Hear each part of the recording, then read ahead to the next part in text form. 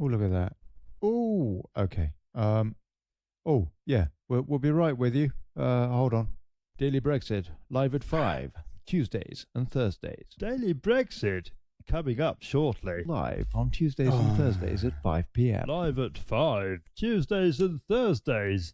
Daily Brexit, yes, coming up soon. Daily Brexit. Actually, it says 5 in this thing, doesn't it? But it's actually 6. 6, coming at the top of the hour. Daily Brexit. Hey folks, if you're watching an archive version, you might want to fast forward about 3-4 minutes. Otherwise, yeah, see you in a minute. Bad press today. Okay, on Daily Brexit.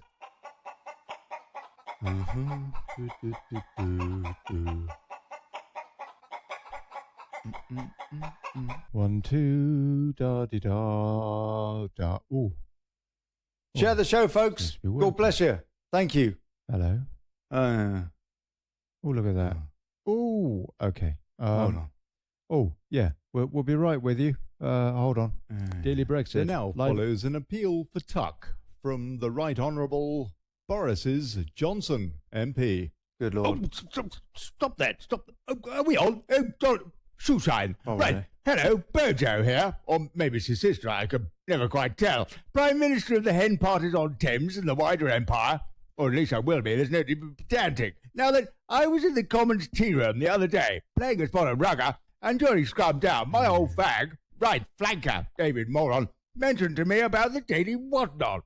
And we subsequently had a bit of a chat about it over luncheon at Old Bully's. Some of Mrs. Merkin's finest spit roast pork, as I recall, and Johnny Scrubby too. But I digress. Thing is, I think it's pretty clear that we were all rather surprised when the great British plebs decided for Brexit, and none more so than me. Oh, but such is life, and a man must adjust to the times, especially if he wants to run the country with free tickets to Bilderberg. So here I am to tell you why you need to dig into your pockets and get behind this Connelly character. And I'm not talking any of that prep school thing. Of course. And as Moron pointed out, we never thought Connelly would amount to much at all. After all, he wasn't even in the JCR. But it does look like he's hit onto a tip-top idea, a show that's invested in unifying disparate chicky-chapping groups for the common aim of upholding, give me a minute, democracy. Yes, what a wheeze. Sounds like a corker. I say give it a go. So Good idea. If you've got a bob or two, bung over a bit of cash, because the chap does have to eat. And besides, he needs a bloody haircut. And it looks like he can't even afford an old boy's tie. So, look, that's it. There's really not much more to say, except a Marsh, bloody a Marsh. a Marsh is a mad, because old Moggity is not the only one who knows his Greek. See you on the beaches, and if Moron turns up too, I'll tell him to put a shirt on so we don't have to scare the fish. Right, thank you. Moron, stop it. Right. With thanks to the Honourable Member, Daily Brexit, holding democracy to account, one show at a time. And now we return you to Olly Connelly.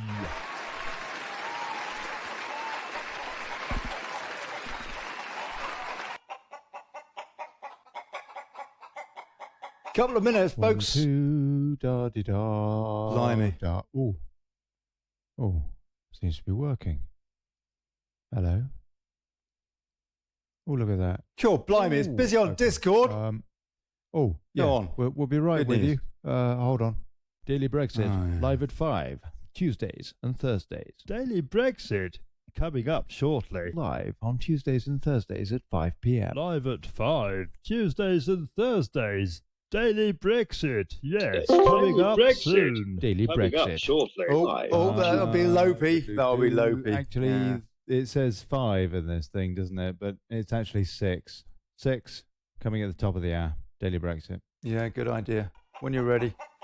When you're ready, mate. Bloody hell, I tell you what, get it on for goodness sake. Right, okay, here we go. Oh.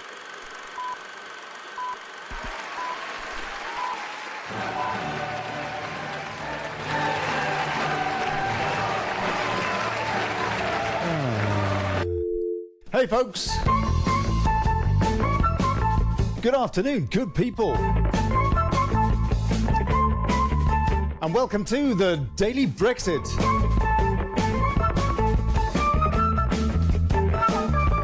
Holding democracy to account, fighting for self-determination and exposing plutocracy. I'm Olly Connelly. Thanks for turning up.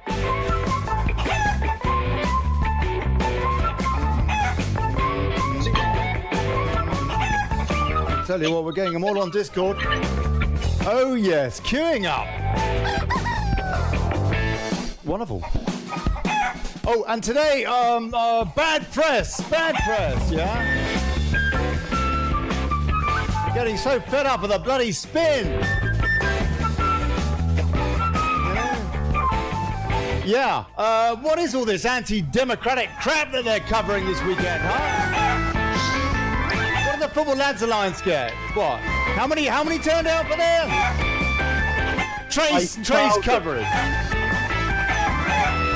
That's what we're going to rant about today.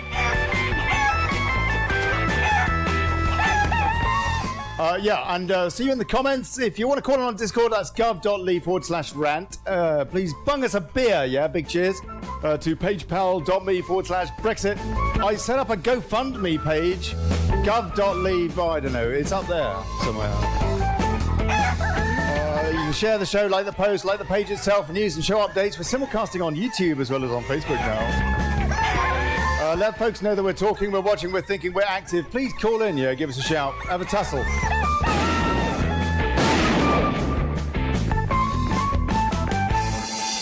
Blimey. It is Monday. Indeed it is.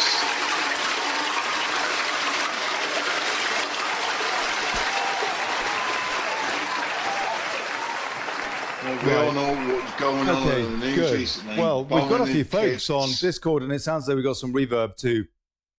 Who's there? Guys, we've got Carl Stephen. Hello, Ollie. Hello, Carl, mate. Good to see you around. Thank you very much. And Downline has popped back in. Thank you, Downline. Very interesting conversation with you last week once or twice. Dr. Chris Boozy is here. Boozy. How are you doing, Ollie? Very well, sir. Thank you. James Gore has popped in. Hello, Ollie. How's it going? Very good. Very good. We could maybe do with a sing later. That might be a good idea. And Lopi is here from Utah. Hi, everybody. I'm not in Utah. I'm in Yankee Land, but... You're not in Utah. You're in Ohio. Somewhere around there. I'm somewhere. I don't know where I'm at anymore. Oh, blimey. Okay. All right. We'll have a look and see what's going on in the world of fake stream. What are they spinning today? Russia launches cyber war now on the UK. There's a lot of coverage on that. I've seen that. Direct payments will give NHS patients power over care. Probably just more privatization by the back door. WPP Empire faces breakup after fed up ad giant Sorrel resigns. Curious resignation, I thought, actually, all in all. But 20 million, I mean, not bad. I'll tell you what, I can't stand that guy. Whenever he goes on and he's at Davos or something and he's chatting up why we should stay in this EU plutocracy, it just makes me want to reach for the sick bag. I'm very pleased if he would just keep out of the press altogether, frankly. Pushing parents make up relationship woe to get children in to best schools. Cyber war. Yeah, cyber war. Yeah. Russians! As Russians hit back, Britain was last night braced. This is the Express, yeah. This is the Express. The Express is going downhill very quick now since that buyout. Britain was last night braced for a devastating wave of Russian cyber attacks in revenge for the Allied missile strikes in Syria and Gwyneth. Lovely. The Mirror, Putin's cyber war. Mail, cyber, Russians. Corbyn goes to war against the PM, says Metro, and Independent, whatever they are. PM faces backlash after bombing Syria. Excuse me while I nearly burped there. The Guardian, talks rejected on shameful treatment of Windrush generation. Downing Street has rejected a formal diplomatic request to discuss the immigration problems being experienced by some Windrush generation British residents at this week's Commonwealth Heads of Government meeting, rebuffing a request from representatives of 12 Caribbean countries for a meeting with the Prime Minister. This is a rather important story. I think a lot of us feel a lot of sympathy for the Windrush generation and what's going on in that community. I've seen quite a few comments about it on Facebook, quite a few things being sent around, that's for sure. Good to see it in the press at last. May hits back at critics. Bombing Syria was in our national interest, was their top story. And didn't she stand up in the comments today? There wasn't a vote today, was there? Apparently there was a 3-line whip called, though, ladies and gentlemen. Anybody know anything about that? Well, if there was a 3-line whip, if there was a 3-line whip, it basically means that she was going to have so many problems if it went to a vote. Was there any question of it actually going to a vote, bar the rhetoric, though, Chris? Surely not. Really? No, of course Theresa not. May just proved herself to be a Rothschild puppet. Maybe that was misinfo. Maybe that was some sort of a leak, just rubbish about the 3-line whip that I'd heard. I don't know. But nonetheless, so did anybody see what she said? Did anybody see that? Better stand up.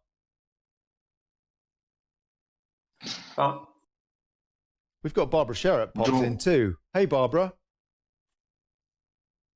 Yeah. And Dave. Well, that's Witcher, isn't it? Hey, don't know too much. Hello, Olly. Hey, Dave. Good to see you, mate. Good to see you, sir. How you doing? Yeah. We could have an interesting chat actually tonight a little bit. I'll tell you, it's good to see you around, mate. Right. Okay. So what I'm trying to work out though, what happened with that in the comments today. I mean, it is just a big distraction, basically, is it not? We don't know what the deal is. Was the Chemical Weapons Inspectorate not supposed to be inspecting the sites that were bombed the day after the strike? That's something else that I read. Is that not curious? Of course I think it is. the first attack was pretty much staged to create this Hegel and dialect, you know what I mean? Problem, reaction, solution. What does this tell us about Trump? There is some interesting stuff. I've got a bit of cognitive dissonance about that. I don't want to. Right. Say. Okay, Chris, what's your take on that aspect? Right. If you because look that's at the very targets, important, eh? If we look at the targets, France and the UK attacked Syrian government forces. Just 1 second, Chris, before you carry on. James and Dave, can you mute your mics? Because for some reason, ricocheting through all his mic. Now, hold on a sec. What's guys, up with my mic? Look, check this out. Facebook, again, have interrupted the feed. I don't know whether they've done it on purpose or what. It could be because I'm doing the simulcasting, which takes up more bandwidth. It could be that. Adam Chelt's very kind of you, mate. What happened to the show? I was in the middle of typing a really good comment. So hold on a sec. Let me just go back on Facebook and start that stream up again. I'm still banned off Facebook. Someone's got a really bad echo. It's not me, is it? You sound good, James. Street. So I will start the stream again but we're still going out on YouTube. Yeah, I think the moral of the story is try and watch the show on YouTube because Facebook, it keeps falling out of bed by accident or by design. I've no idea. I think Facebook banned me on purpose. You know what I mean? Because I go on people's comments telling them the truth. They look it up and they go, "Oh, it's fucking right." Let me hear what Chris has got to say. There ain't no point doing this show if you can't sort the echoes out. Dave, go on, mate. What were you going to say? Sorry. Was he? All I was going to say is when you've given a man or a woman singularly the capability to take a war to a country without any declaration, you've got a situation that's not very conducive to a good people. No, that's right. It's not conducive to the good of the people, you said, yeah? No, not at all.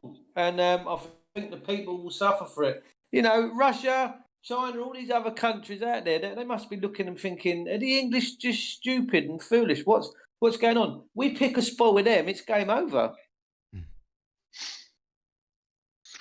No, that's what they want. They want a war on Facebook. They want a war between, they want a war with Russia, China. With I think it's with Syria and the UK and the United States. They want to create that war, and they're going to get people to go. What they're trying to do now is try and get people to back Parliament, but people are doing their absolute best to resist it.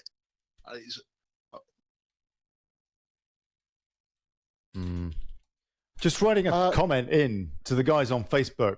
I don't know what happened there, you know. But anyway, the feed does fall out of bed on Facebook when I'm simulcasting with YouTube as well. I don't know whether that's to do with that. Probably is. It could be Facebook. I don't know. Anyway, whatever. Either way, the way to get a non-interrupted feed is to watch it on YouTube. So it seems. But I know that, like Chris Ford said last week, she liked to hang out at Facebook because she didn't like any of the people on YouTube. She didn't say that. She didn't say that. She said all her friends are on Facebook. So anyway, yeah, try on a simulcast here. Anyway, yes. So yes, how dangerous a situation do you believe that we are in? Boozy, please. Right. I think what's actually happening is a little bit interesting, because what we've got is the Americans with their missile strikes. Actually, they went against ISIS targets. The US and the French went against Syrian targets. There's a difference there. And the interesting bit is that John McCain was in Syria, and whenever John McCain enters Syria, there's suddenly a very short period afterwards a chemical weapons incident, and he's meeting with ISIS. Oh, sorry, Chris. Who's that guy that's meeting with ISIS? Ashcroft? No. John McCain. No, John McCain. John McCain. Yeah, well, that was a while ago, wasn't it? That 2-3 years ago. There's a famous picture of him with them. He might be hanging out with ISIS, but he makes good chips. Okay, but yeah, I mean, we know what McCain is, but the worry is, what is Trump? What does this tell us about Trump? I mean, I know that there's this deep state tussle going on, whichever way you look at it, but we're kind of hoping that he's a white hat in this. What we saw the other day doesn't suggest that. Trump is a porcupine licker. That's what Trump is. He's a bloody porcupine licker. He bitched about Obama going to war with Syria and missiles and all that before, and look what he done. He done the same thing, and it's all because Syria does not have a Rothschild bank. Is one of the he's trained by a Jesuit as well. Do you any of you know about the Jesuits? Of course, yeah. Donald Trump's trained by Jesuits. Okay, all right. Cheers, James. We'll go there at a deeper element of the show. Comey this is some of the stuff on Drudge, yeah. Comey speculates Russians may have damaging info on Trump. It's just, more backstory on more on what's going on with the deep state tussle there. Says he did not seek Mueller's approval for his book. President alleges the ex-FBI chief committed many crimes, referring to James Comey, the ex-FBI head who kind of opened up the can of worms with Hillary Clinton, and who said recently that he wouldn't, in this latest spat of revelations, that he wouldn't have done that had he realized it could have put her presidential chances in the balance. So that's apparently what he said. I don't know. Again, it's hard to know what to believe. I think that's what he's put in his book. And he's also pointed the finger a little bit at Obama and at Loretta Lynch, saying that they were strong-arming him a little bit over the investigation into Clinton, citing Obama going on, 60 Minutes or something, and saying how this deal with Hillary Clinton's emails was just a nothing, basically, a nothing burger, which of course it was not when she was Secretary of State. Anyway, yeah, so, okay, right. Britain did not bomb Syria on Trump's instruction, says Theresa May, is Bildergraph line tonight. Amber Rudd apologizes for appalling Windrush cases where people may have been deported in error. Yeah, I'll read a bit of that story because I know that I've seen a lot of people interested in this. So that's good to see that Amber Rudd said something about it, I guess. She's apologized to members of the Windrush generation who have been subjected to what she described as appalling treatment by the government. I recognise the concern from some people in the Windrush generation, and I wouldn't want anyone who has made their life in the UK to feel unwelcome or be in any doubt of their right to remain here. As my right honourable friend the Prime Minister has already made clear, there is absolutely no question about their right to remain, and I am very sorry for any confusion or anxiety felt. Okay, I mean, the backstory, the Home Secretary announced the creation of a new task force in the Home Office to speed up the deregularisation of the immigration status of people who arrived in the UK as long ago as the 1940s. Her announcement came after the Immigration Minister, Caroline Noakes, admitted terrible mistakes have been made over the government's people because we just seem to be allowing migration to get completely run amok. And these are folks who really are part of the Commonwealth, part of a, absolutely of our culture, really, one way and another. For good and bad. The God's honest truth is we probably didn't treat them the best, way, or our forefathers didn't some time ago. We didn't really need to do this again and sort of add insult to injury. But more particularly, it's just what is with this just let anybody in? But actually, if they're somehow related to our culture, then they're not, they're second-class citizens now. That's how it feels, no? Well, Amber Rudd, she didn't mention letting in like 23,000 jihadists, I mean, there is this. I saw something on Tommy Robinson's page. There was an imam who was banned in Pakistan, but he's in this country roaming, preaching hate. It's just absolute madness. Downliner, you've been very quiet so far. Is there anything you'd like to say, sir? Gone to get his tea. And we got Spirit popped in too. Yeah, I'm in. Sound check. Spirit. Sound check. They love a bit of Spirit on a Sunday morning. Good to have you about, mate. Okay. Yeah, I was trying to get into bed. I mean, it's just ridiculous what the government are doing. It looks like you've got to have a Muslim passport to get in. And that's simple as that. They're not going to let anybody else in. Keep the numbers just up. Kick out the ones who've been here for 50 years. Yeah, well, I mean, I'm surprised they've not started exporting us to Australia again, like we did in the 1800s. Theresa May has got the Commonwealth game. Okay, just 1 second. We're kicking out who are from the Commonwealth we invited here because they were children, and we're actually kicking them out. What's going on? But they'll let jihadis in, won't they? Carl, have we, religion. This Windrush generation, have we actually kicked any out, or has it just been it's getting close to the wire for them because they're there's a couple of them where it's getting close to the wire, but they've gone through all the heartache and pain. They've had the family thing and everything. I'm 48, and if I thought I'm 48 years of age, being threatened by the country I've been brought up in, paid tax, and sent my kids to school here and integrated. Yes. It's disgusting. That's really the point, isn't it? That's really the point. It shows there's a disparity here, I guess, because this is an integrated lot of folks. And then we got other folks that we seem to, welcome in. And oh, by the way, yeah, you can, do your whatever. God knows what you're talking about in that mosque, frankly, which is Saudi funded. We don't know because you don't even speak our language. You haven't got a clue. It's just crazy. It just doesn't make any. We seem to have one rule for one bunch of folks that we do not understand, and another rule for everybody else. It's just peculiar. It's really peculiar. You come over here to America. We speak English.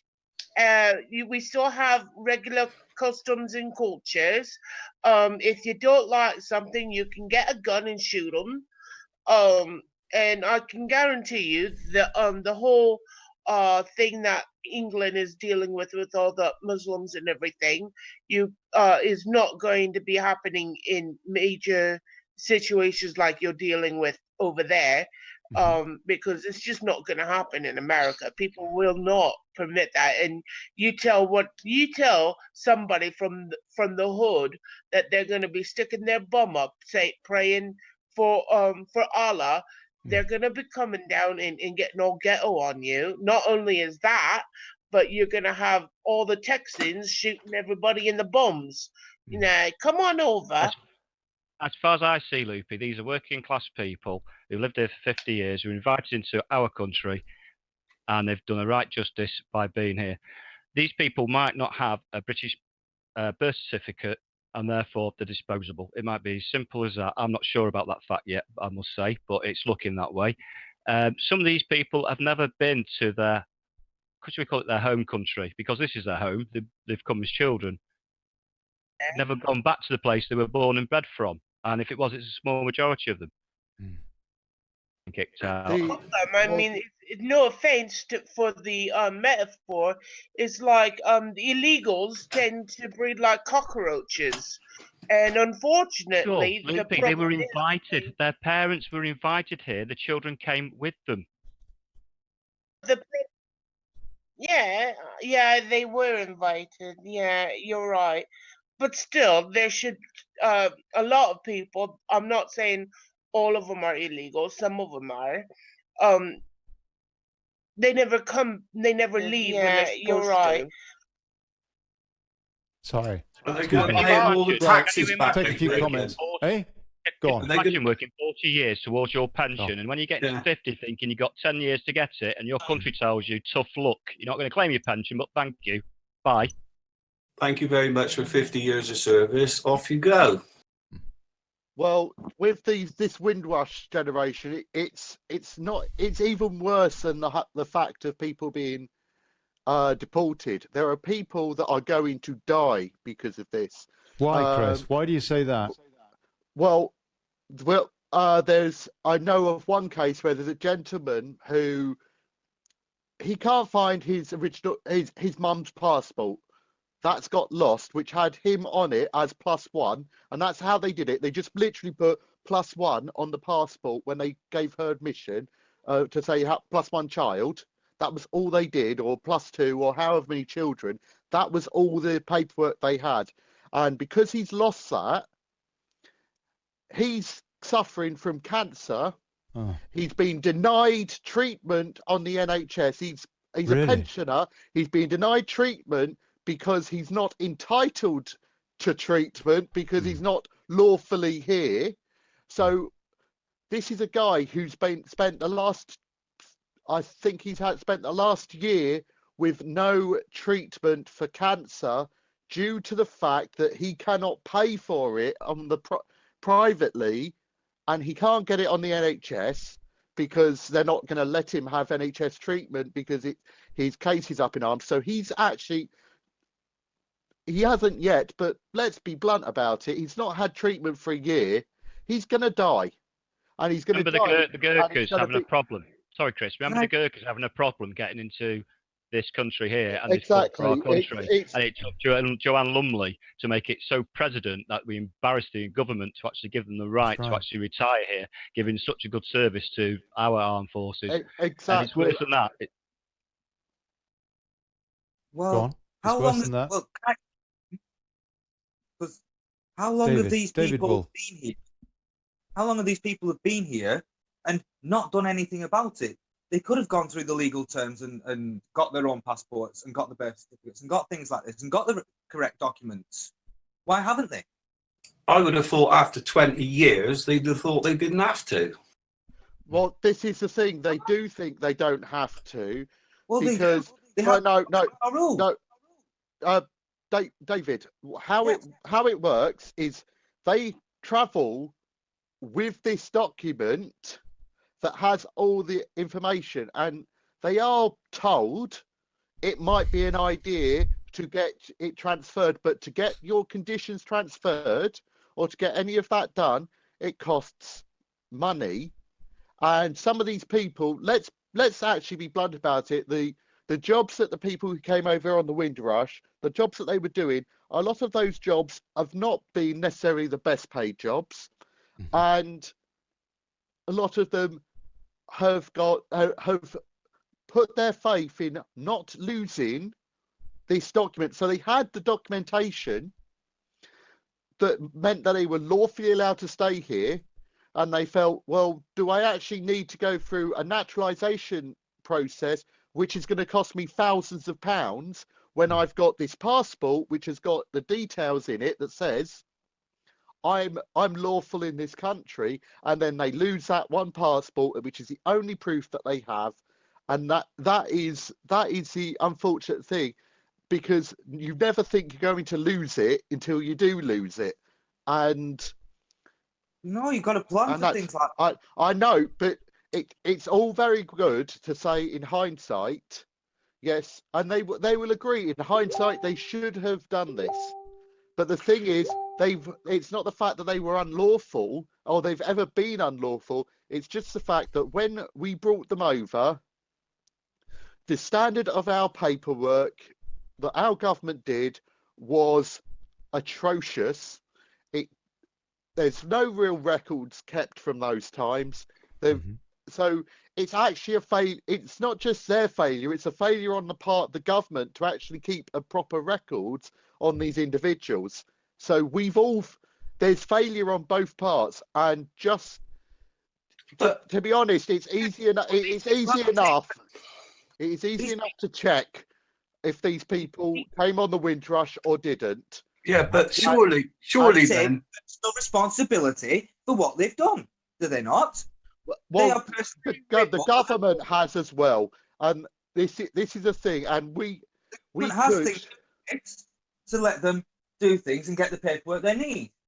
Yeah, but surely if they go back through the paperwork, then what about all the people we brought over as slaves?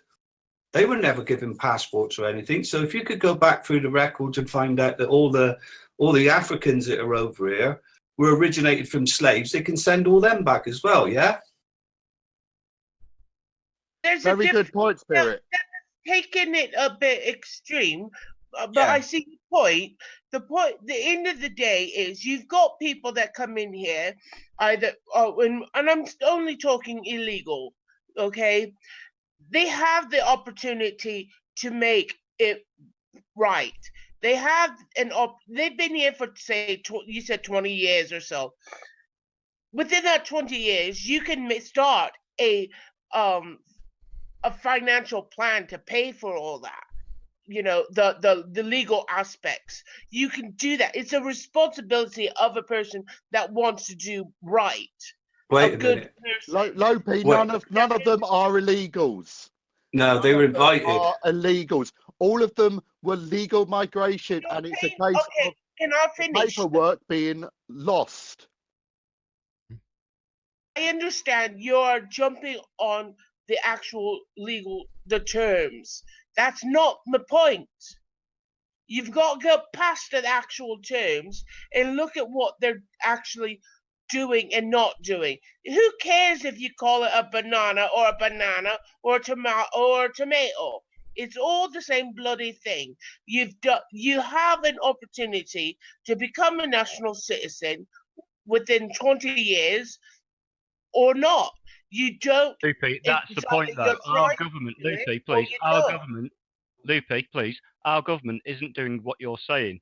Our government should give them the right for citizenship and give it them straight away.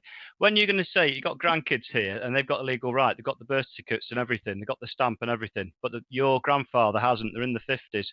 How are you going to explain to your children, grandfather's not going to be with us next week? I know he's dying, but he's been sent to a country he's probably been there twice in his life. Why But the fact is, if the guy's not had a passport, Loopy, the thing is, this guy who's dying of cancer, if he's travelled, he would have had a passport and it would have solved the problem. He obviously hasn't travelled whilst he's been here. And he's paid taxes. He's paid into the system. If he leaves the country, he wouldn't be able to get back in. Now, if he was going to say want to do things legally, he would have gone and done things legally and paid the fees to do things legally. But because he'd never left the country, he came in and never left the country. He got himself stuck.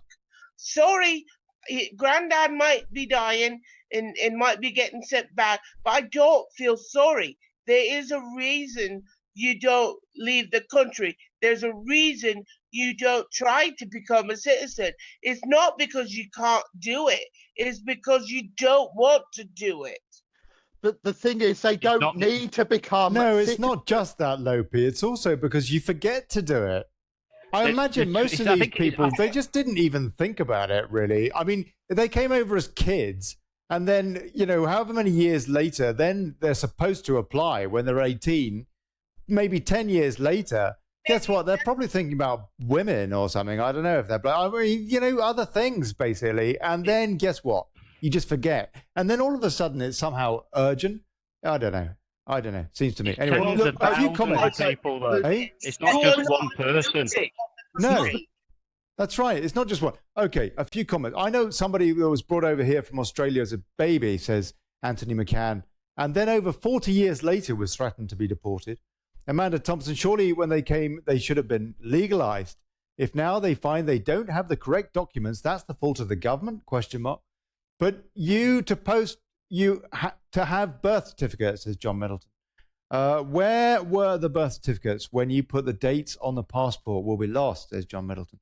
Stab Woodcup, money is clearly not a problem, launching 8 Storm Shadow missiles. That did Jack at 750 grand a pop, equals 6 million. And then he's rude about governments. William Davies, what's up? YouTube stop daily or what? I don't know. I don't know. I think we're there. Awake says 54,000 to pay. He's been asked, that cancer victim. And Anthony McCann, our government are just disgusting and should be removed as soon as possible. Paul Hughes, they should have applied for a British passport when they turned 18. Yeah, they should have done, Paul. They should have done. And the system probably should have reminded them as well. I don't know whether the system did, but anyway, yeah, you're right. Ollie, yes, I do know Chris. a bit about the. I do know a bit about the Windrush immigration system Right. and what was promised to them. Right. They were promised that after 12 years of living in the UK, that they would all become British citizens. That's what they were promised. Not that they had to apply for it. They were Right. told you will automatically become a British Right. citizen after 12 Right. years.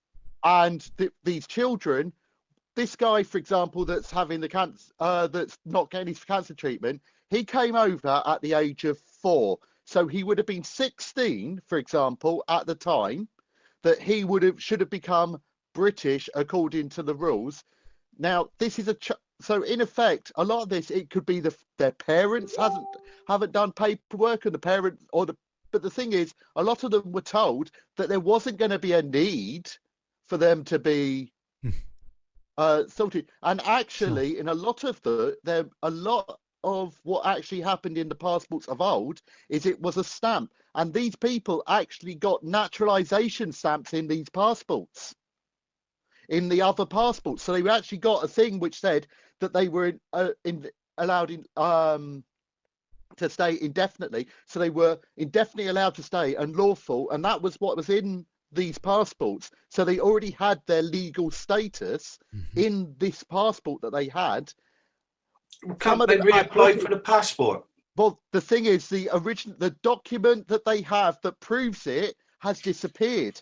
So the thing is, if they're already lawfully here and have got indefinite leave to remain, there is no need for them to apply to be a British citizen under our laws. All that is required of them is that they have to have leave to remain. And if they've been given indefinite leave to remain, they have got virtually the same rights as a British citizen anyway.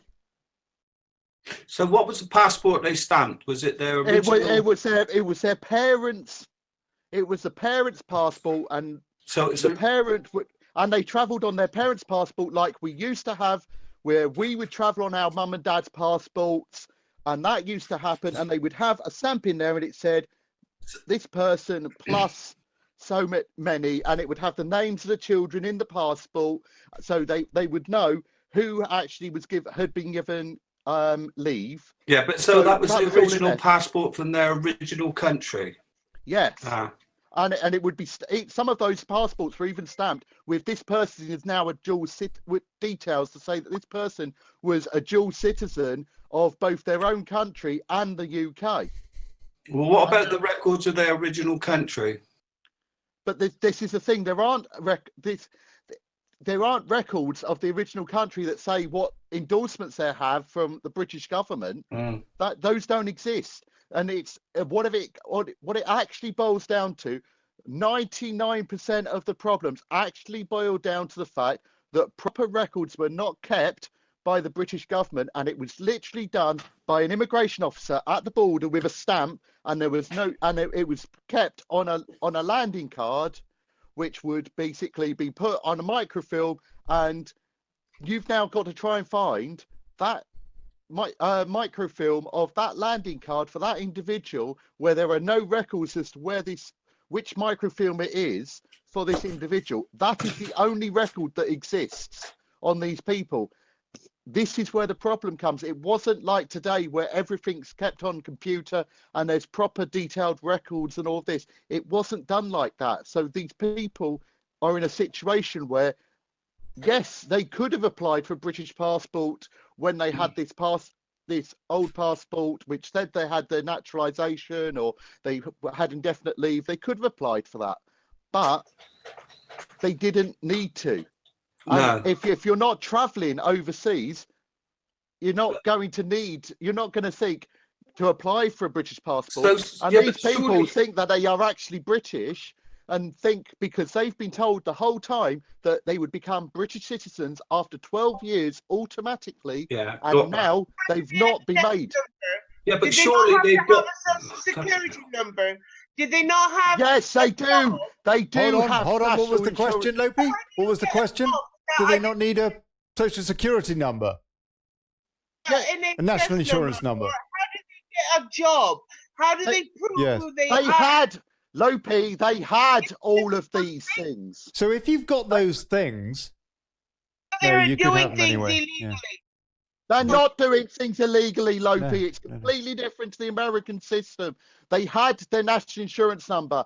They had their NHS number. They were all doing it legally. But because they have immigration doesn't have that stamp or a visa to show them that, or a record to show them they were lawfully here, they are just saying, well, we can't find evidence that you are lawful in this country, despite the fact that they are lawful. My point is, in order for you to get one of those things, don't you have to have proof of citizenship? No, you do not. Well, not in Britain. In Britain, we give away our citizenship, but we'll do nothing. And everything, and you start working. That's bollocks, because it's a ridiculous system. It's a ridiculous system, Lopi. It's absolutely ridiculous. Lopi doesn't mince her words, bless her. We're not giving our citizens and our citizenship any value. We just give it away. And Americans don't all the people who have social security numbers in America aren't American.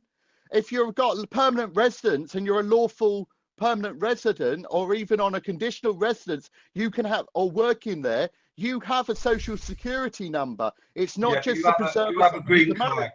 You have a green card, I think, in America.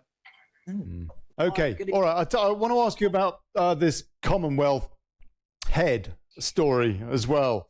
folks, because I thought this was quite interesting. Corbyn on that thingy, you know, what's this thing? That Sunday comedy show on BBC One. Andrew Marr, he was saying something along the lines of they should elect the next head, i.e., it shouldn't automatically be Charlie Boy.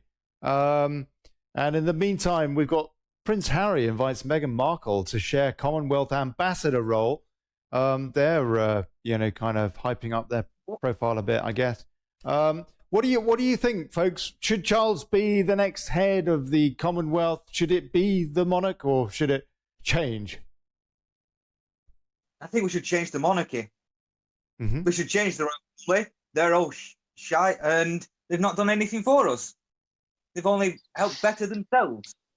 Well, I find it absolutely hypocritical that a queen talks about austerity when she sits in when she's got £10 million of credit sitting on the bloody head. You know, that's just a perm. Well, come on. I mean, you know, okay. Have you got a better system? Look, yeah. We could go down this rabbit hole. Where do you stop with this rabbit hole? Actually, maybe I shouldn't have asked this question. I mean, yeah, it's a great question, but it's a whole show. Hey, and there's this Merkel, David Merkel Wolf thing. Meghan Merkel, not and yeah. What credibility does she have to be an ambassador? What qualifications does she have to be an ambassador? She was in that legal program. Yeah, she was in a little TV show. She's a little actress, skitting about. What on earth? We could get that George Clooney could be president next, too. Yeah. We could do that. Or Whoopi. Yeah, hopefully, my God. I mean, they're not really the biggest part of the problem. It has to be said, the family, whatever you think of the family, the Queen, the Queen's Oath, whatever you think, Article 61, whatever you think about any of this, on the other hand, they actually are not the problem, are they? The problem isn't the monarchy, the problem is the court. Hang on a sec. No? It's the crown with an E that seems to be a very big problem in this as well. Let's Predator Jeff. Go on, Predator Jeff. Crown's a corporation as well. Everything. If you look up Dun & Bradstreet. Good evening, Ollie. How are you, mate? Sorry, I'm a bit late today. Good to see you, sir. Everything's a company. The monarchy is based on the premise that they've got the divine right to rule, which was gifted them by the power of God. Right? I want to see a we said something about that though, didn't we? Charles I want to I. see a contract handwritten and signed by God. It's God itself, or himself, or herself, or whatever God is, before we agree to having any monarchy. I don't see why we should have a monarchy. I haven't seen a handwritten contract signed by God himself. Have you? Oh no, I haven't. I'm still trying to work out what religion God is as well. Yeah, but on the other hand, realistically, is there a better system? And yeah, sure. I mean, don't get me wrong. I actually sympathise with everything that you guys have said. Frankly, I'm a Republican. Yeah. However, on the other hand, is there a better system? I mean, yeah. Also, even if there was, I don't think now is necessarily. Well, maybe it is. The time to implement that, I was going to say. Maybe, I don't know, a hand could be forced with, I mean, truth. I suppose there's going to be a bit of debate by the sounds of it, a bit of a tussle. It sounds as though Charles wants to get Camilla as queen. I can't see that going down very well, I have to say. Just as a bit of tabloid gossip. Throw that in. Hey? It's called anarchy. Charles and Camilla being king and queen, because it'll have to be converted to a Catholic church again and away from the CV church. What? For Charles to go into a Catholic church with his wife, he would have had to be ordained and to go into that church and to pray to the God of the Catholicism. I don't know what you mean. He's CV. He's not a Catholic, is she? No, he converted. His wife is, and he's a practicing Catholic. He must have. He's a practicing Catholic. Goes every week to a Catholic church and not a CV church. Really? If he becomes head of state, everyone thinks it's Christianity and don't understand the CV side of things. Mm-hmm. And it will join straight back into one of the biggest problems in the world. Vatican. which is also constitutionally not allowed because of the separation rules, and because the Vatican, if you have the Vatican linked in with the church, the Vatican demands that Catholic countries basically have allegiance to it. Therefore, that goes against our constitution. What our best chance is that if Charles, when it comes to the point, is actually that the Plantagenet heir that lives in Australia puts a claim in against Charles. But that guy's a kangaroo wrestler or something. I mean, we can't. Can you imagine? No, I'm joking. He seems like a very nice man, actually. I saw a documentary with him once, I think. He seemed like a nice bloke. Yeah.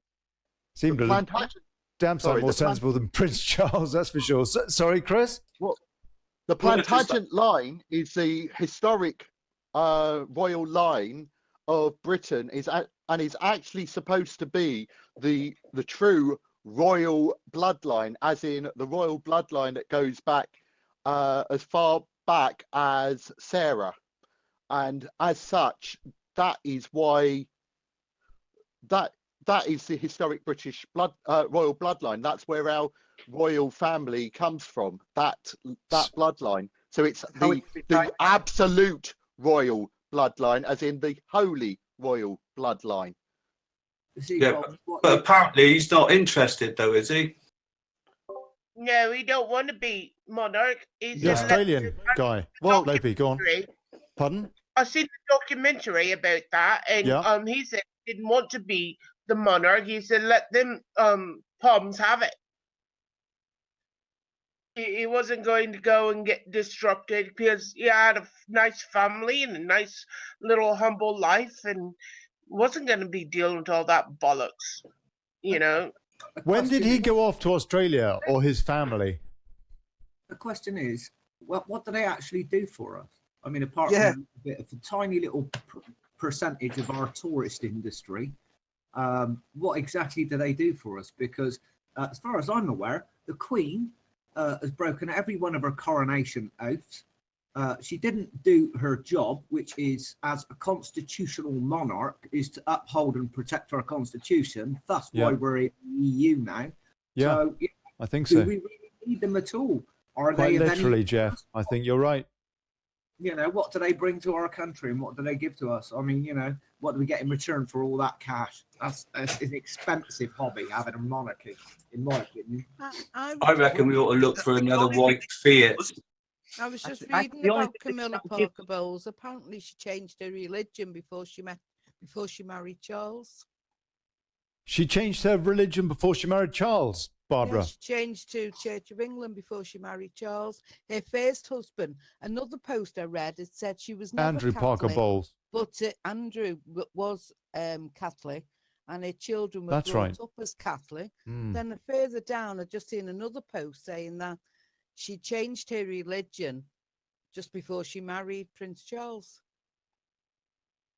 Shows how fickle we are. That a snake married another snake. I mean, a snake marrying a gorgon. That's about fitting, isn't it? So you don't think they'd make good Commonwealth heads? Do you agree with Jeremy Corbyn then? Only if they're on the end of a stick. Okay, all right, fine. Okay, well, I got an answer to that question, didn't I? Pretty much. Express, I might as well just go through one or two other things, huh? The Express, let's see what they're doing. Yeah, let's look at the running order closely for the Express, because I'm getting concerned at this buyout. It was the only rag, really, that was remotely worth reading in terms of Brexit, and now they just see, I don't know. Corbyn disowned by his, you know, they were bought, weren't they? They were bought by the, who bought them? The people that produce, I don't know, the Daily Brino thing or something. Anyway, Corbyn disowned by his own MPs over Syria stance as Commons enters airstrikes showdown. May on knife edges, Corbyn uses emergency session to push PM into humiliating defeat. Corbyn jeered after he... It's just, there's nothing here. IMF warns of dark clouds looming as economic optimism ends. That actually is an interesting story, I think, frankly. She will bolt, not least of all, of course, because Lagarde is such a crook herself. It's always funny. She will bolt. Jermaine Greer says Meghan Markle and Prince Harry will not last. Oh, that's nice. That's one of their top stories. Jesus. Here we go. Some Brexit news. Brexit punishment. Majority of Germans want EU to crack the whip on Britain during talks. Well, they already have, haven't they? And Merkel has got nothing. Nothing. She's got no power base now. She's broken politically. She's muted effectively. The EU, too, as a result of that.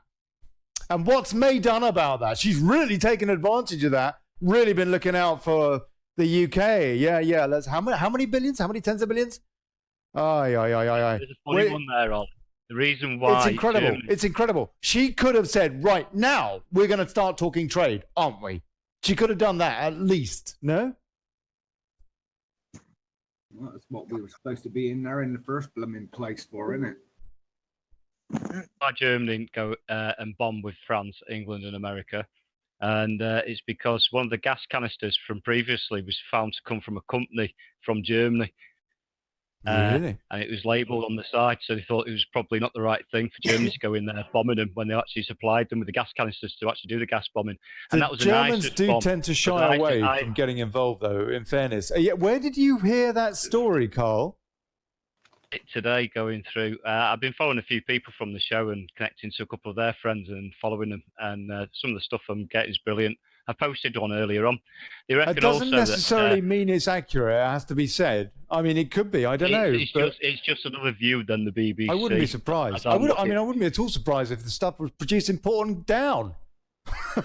Would you? Really? And you got starting, Ollie. Well, I would have bet, actually. From America. She's a bit of a naturalist, but she's done this thing about Syria, and she's got a independent journalist there. He's gone into the sites and was the first one there. The hospital, he recognised the site from where he is.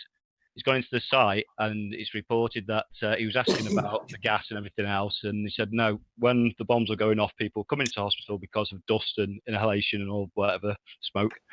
And then reports are outside that someone was running around saying gas attack or chlorine attack, but there was no chlorine. So when you see the TV pictures where they're dusting them down, you can clearly see that they're not chlorined. Yeah, not even been sprayed with pepper gas, had they, the kids? They're just thinking, what's happening? What they've done is they've gone straight into the mode of what happens when you're in an attack in a war zone. If someone shouts gas out, you go straight away for the hose pipes. Whoever's coming in, you clean them down regardless, and that's what they reckon that footage is. But apparently there was no gas, there's no chlorine gas there at all. Have you seen the acting? Have you seen the film of them acting and practicing all that? Well, you haven't? There's a film going around, and they've actually got the cameras there, and then they say sort of like action, and then all the kids go and lay on the floor, and all the doctors come in and start putting masks on them and everything, and then they finish, and then everybody's down there applauding because the film's finished. Yep. Can we please think about what we're going to do about our parliamentarians that have entrapped British citizens into breaching the Terrorism Act by funding by when they, after Joe Cox's death, and where they were raising money for white helmets being Al Qaeda's civil defense force. So we're funding, right. So all that money that went to white helmets, which was raised by the parliamentarians, has actually gone to fund terrorism. So what they've actually done is they've got their constituents to fund terrorism. So they've entrapped British citizens to fund terrorism. Surely there needs to be some prosecutions over that. We give aid to them as well, don't we? Yep. I mean, the government can be prosecuted and people can be prosecuted for so many things. Where are you going to start? First, you've got to get a justice system that's worth any sort at all. Well, first you've got to prosecute them as well. Yeah. The thing is, with these gas attacks and all that, I mean, we all know it was a false flag, and Trump knows it's a false flag. But the thing is, after Clinton wasn't elected, and because North Korea was going to be the start of World War III. There's no doubt about that. That's where they were going to start it off from. That's been neutralised. So the cabal now have got to find another way of starting World War III. So Trump's gone in there. There's all these chemical weapons floating about there. That's a threat. That's a threat, and that could start World War III. He's now gone in and destroyed all those that he knows of. So that threat has been removed. So he's gradually destroying the threats to World War III. You might think it's all, it was all fake, but he went in there and got those chemical weapons, so they cannot use the chemical weapons anymore to start World War III in that part of the country. And that's what I believe he's done. That's an interesting theory too. Go on. To confirm that, we can only see what happens next. Because yes, he might have done these strikes and took out those bases. Maybe more than 50% of those missiles were shot down. Oh, come on, guys. No, they weren't shot down. Who was going to shot them down? I'll tell you what, hold on a sec. Let me show you what RT have been reporting, because they've been putting a very different spin on things. Syria strikes, evidence and democracy are such nuisances when there are missiles to launch. I guess this will be the latest on this particular story. The UK government has proved in the last few weeks that it's... No, I don't think it is actually, sorry. But no, they have been reporting, though, RT, I think, that about 50% of those missiles were shot down. But it's hard to know the truth of it. One thing also, an interesting point I heard somebody make on Radio 4, somebody who is an expert in the chemical weapons type fraternity or something, was asked by the reporter, isn't there a bit of a danger here with bombing these facilities, because you're creating an attack, surely? And also, I understand that, wasn't this in Damascus, some of this, one of these facilities? And isn't that a populated kind of a dense area? I understand that one of these places that was bombed was a university campus. Yeah. So if that's true, or even if it isn't, you're maybe creating some kind of a chemical problem. Yeah. And yourself in doing this. So I don't know. But what you say, Gordon, is very interesting, your theory that actually maybe he just thought, it's a nice idea, isn't it? He thought, I better neutralize this threat and get rid of this stockpile. Come on. I don't know. We've had Splitter pop in as well. Even if Hey, he's done Splitter. that, Sorry, go on, Spirit. Gordon. Even if there was no chemical weapons in the first place, he's eliminated the excuse. Because now, if anybody comes up, chemical weapons. Your dog is I've noisy, destroyed mate, them. I'll tell you. Britain are keenly aware that Hold on, economic who's that? history Predator Jeff, that's he's bloody turning his right. mic on. Hold on a sec. linear. Yeah, never mind. Sorry, go on. You were saying, Spirit. Well, I was saying, but this is a threat to World War III. So like I said, Clinton's been taken out of the picture. North Korea's been taken out of the picture. So how's the cabal? What's the easiest way for the cabal to start mass murders now and start World War III? By doing a false flag chemical attack in Syria. When Syria won, hadn't they? I thought they won. Them and Russia. Yeah, they have. Russia and Iran basically had won it for them. And they've been kicked out of Iraq, ISIS too. I mean, was there a problem? Why would they have done that? Why would Assad have done this? He didn't. It's another excuse to start World War III. It's more audio and better now. The evidence that the real evidence, they tried saying that he did it last time, and people are using that. Oh, he did it last time, but they found that was actually the rebels that did the gas attack last time, provided with the chemicals for the weapons provided by John McCain. And then you've got the situation of there's been another attack.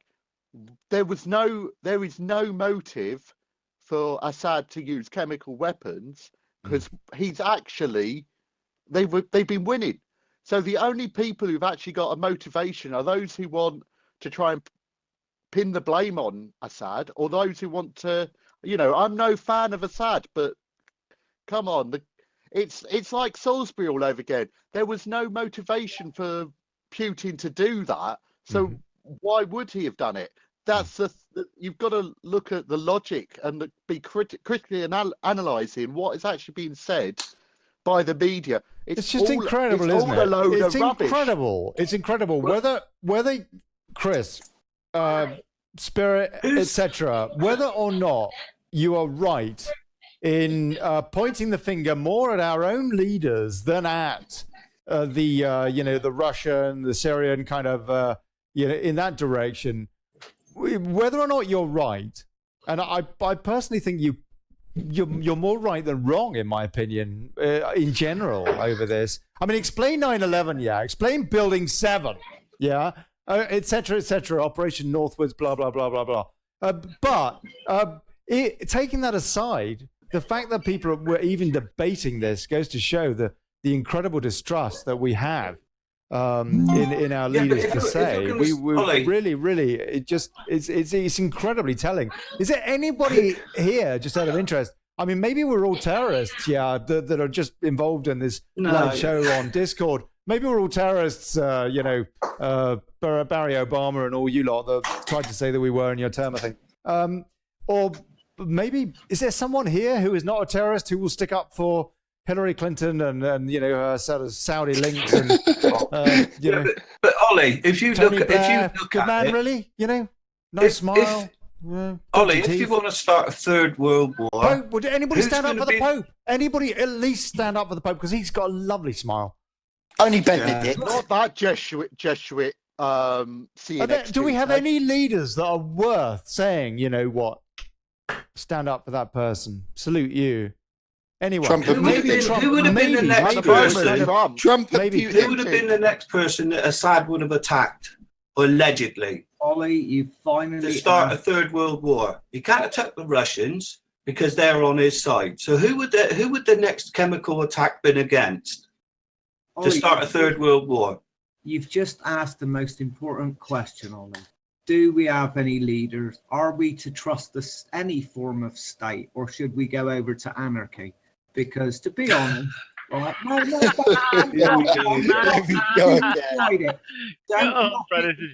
Hang on a second. That's after you tried it, right? Because I'll tell you what, they say anarchy is chaos. What the hell have we got now if this isn't chaos? Well, it looks pretty bloody chaotic to me, but I actually think they're running to an agenda, but they're also running against the pace of the internet. Yeah, quite successfully, it seems to me. Which is most frustrating. Which means that you have to share this show, yeah? It's no good just watching this show. God bless you and thank you for watching this show. But you got to share it, because the God's honest truth, we are in an echo chamber. Everybody here agrees with everybody else. That isn't good enough. We've got to get people on this show who disagree.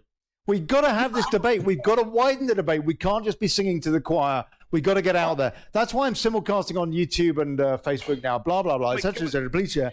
Blah, blah, blah. Thank you. And by the way, Adam Cheltz's show on Fridays, apparently nobody's watching it. Well, watch it, for crying out loud, because everybody doing this kind of stuff needs to be, supporting everybody else doing this kind of stuff, which I'm really grateful Glenn Rocky Teal is in here. He's been doing Hive Mind with David Wolf.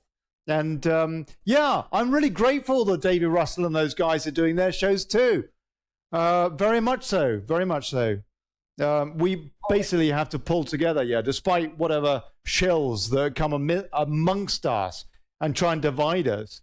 We bottom line, we got a common cause of Brexit, and that's it. Right. I'll just go through a few comments before I come back to Discord, and I'll go through some Facebook comments, because otherwise I think I don't love them anymore. Obviously that would be rude. Right. Catherine Gladson, Emma, I spoke to some Syrians who were trapped in this country due to the war a couple of years ago. They were here visiting their son, who was studying at Newcastle Uni, and their daughter at Leeds Uni when war broke out.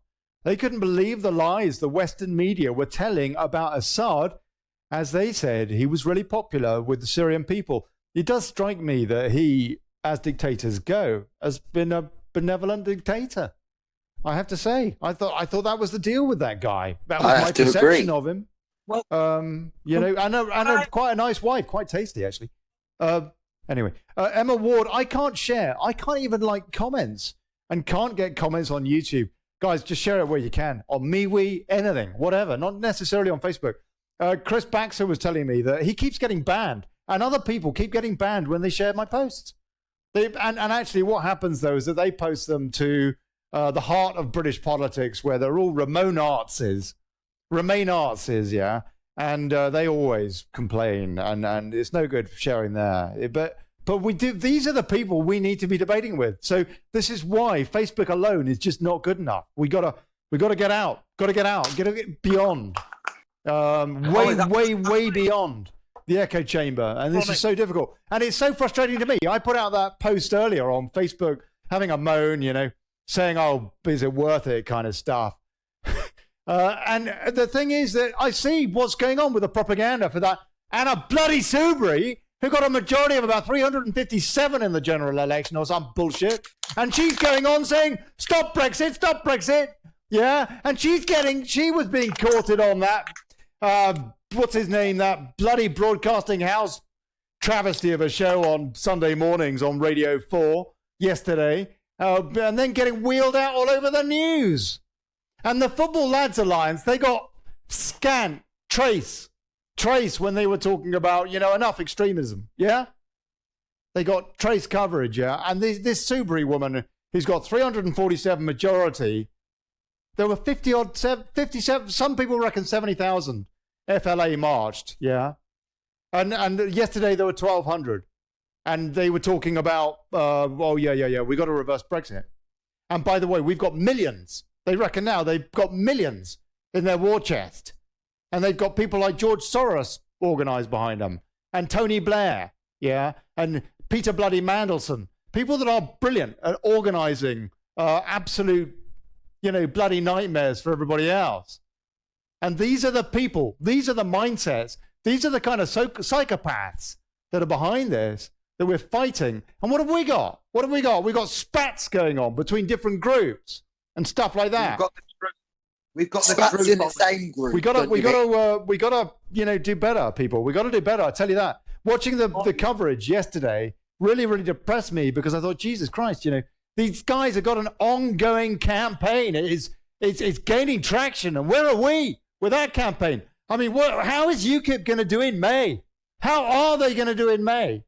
And DVP barely gaining a presence because they're not getting the media coverage by these same bastards that gave the coverage to those 1,200 people that turned out at Camden at the Roundhouse yesterday to listen to Chukwuemeka or what, some bollocks. Yeah? We got to do better. We got to do better. And we got to just stop, you know, thinking, oh, the echo chamber, that's fine. It's not. We're not going to get Brexit this way, the way we're going. It's not what I see. I see no way. No way. And it's annoying. It's annoying. I've managed to get some media coverage in the local papers, and that's how I'm trying to do it locally, because I know that we're not going to get the main papers initially covering us, but if I can get the locals to do it, at least then I'm getting the local people to know, and it will snowball that way, and that's what I'm trying to do locally. But it will help if you tell your listeners who you are and what you're promoting, because if they're just listening, they just hear another voice. So yeah, Chris. Right, okay. Well, I'm Dr. Chris Boozy. I am the South Essex branch chairman for the DVP. I didn't know that you were. Good on you, man. Good on you, Chris. Go on. Carry on. And I'm also the only council candidate we've got, unfortunately, in Thurrock. And I'm standing in West Thurrock and South Stifford, and I'm one of only two. There's 4 candidates, and only 2 of them live in the ward.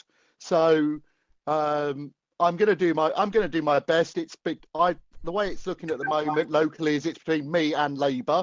So I'm going to do my best to get a reasonable vote share, just to put the frighteners up them. But you know, I'm not expecting to win, but hey, this is the safest ward in Thurrock for Labour, but at least I can, if I can make a sizable dent after less than 3 months of the party being around in this ward, that says a lot. It says a Chris, lot more. But what funding have you got? What are you doing? What actively are you doing to canvass at the moment? And not just you, but other candidates for DVP. What I know that in South Essex we've been doing a street stall. We've got our first leaflets that they're going out at the moment. So we're trying to combine talking with people on the in general public as well as leafleting before. Obviously later on we'll be doing the canvassing, because the canvassing has to happen a bit later. And I'm doing a bit of social media stuff. I'm trying to make sure I do at least a video a week, which I'm getting promoted. So I'm actually paying for the promotion to get it out there in the local area. And I'm also trying to get a bit more local media coverage as they've already covered us, because then if I can do that, I can at least try and build things. And the minute the local elections are over, that's us spreading out and campaigning in other areas of South Essex, rather than the areas we're just trying to get in the local elections, just to try and build the brand locally, so that when we get this snap general election, it's we are known locally. And okay, hold on. Let me clarify that, because that's what Gavin Felton, your chairman, came on here, and he explained to me that the local elections largely were about getting a rung on the ladder in terms of creating awareness, so that there would be a bit of a catapult to any potential what's it called, election, when it just happens out of the blue. Snap election. Yeah, exactly. That's what you're saying, yeah? Yes, exactly that. I'm already at the moment. I suppose at the moment awareness is pretty, again, is barely any, I suppose, at the moment on the doorstep. Yes, yeah, but the media is hardly helping. The thing, when the best bit that I'm finding though is it's a case for us of getting to talk to people, because when we talk to people, we do not get people going, oh, I don't like that, I don't support that.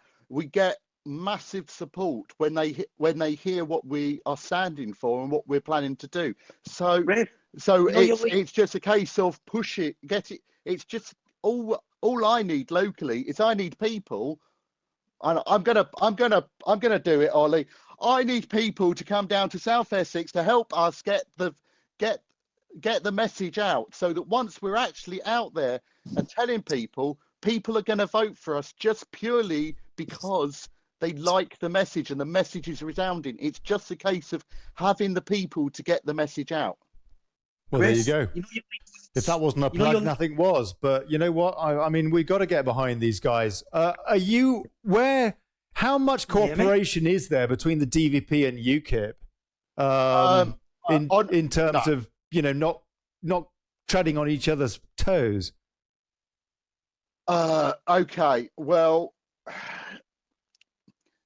that is a decision it's devolved down to local branch chairman. So obviously it's about knowing what's going to happen. And obviously, if you're in an area where, if you're going to put UKIP and DVP against each other, you're just going to divide each other's votes, then that's obviously not a good thing. But in my area, to be honest, UKIP's kind of lost the confidence, and we've got Thurrock Independents, which are basically UKIP but local, and that's just wound up everyone. So I'm standing against the Thurrock Independents. Two of my candidates are standing against UKIP candidates, but Chris, hold on. Okay. Alarm bells are ringing there, because it just seems to me that if UKIP and the DVP cannot cooperate, then we're gonna see nothing useful. It's going to split the vote, is what's going to happen. Exactly. Well, I've been on about ever since I've been on this program, Ollie. I've been following DVP, and I was listening to a Scottish guy. Can't recall his name straight away. Who I'm following, Duncan. and he said that the UKIP. Sorry, what was his name? Saying UKIP and DVP wouldn't work side by side, and they wouldn't work with another party. Who said that? He's a Scottish guy. I'll have to go back and have a nosy back in my Facebook to pull his name out the hat. But I've only been following him for about the past 4 weeks. And what's his role? Is he with the DVP or UKIP?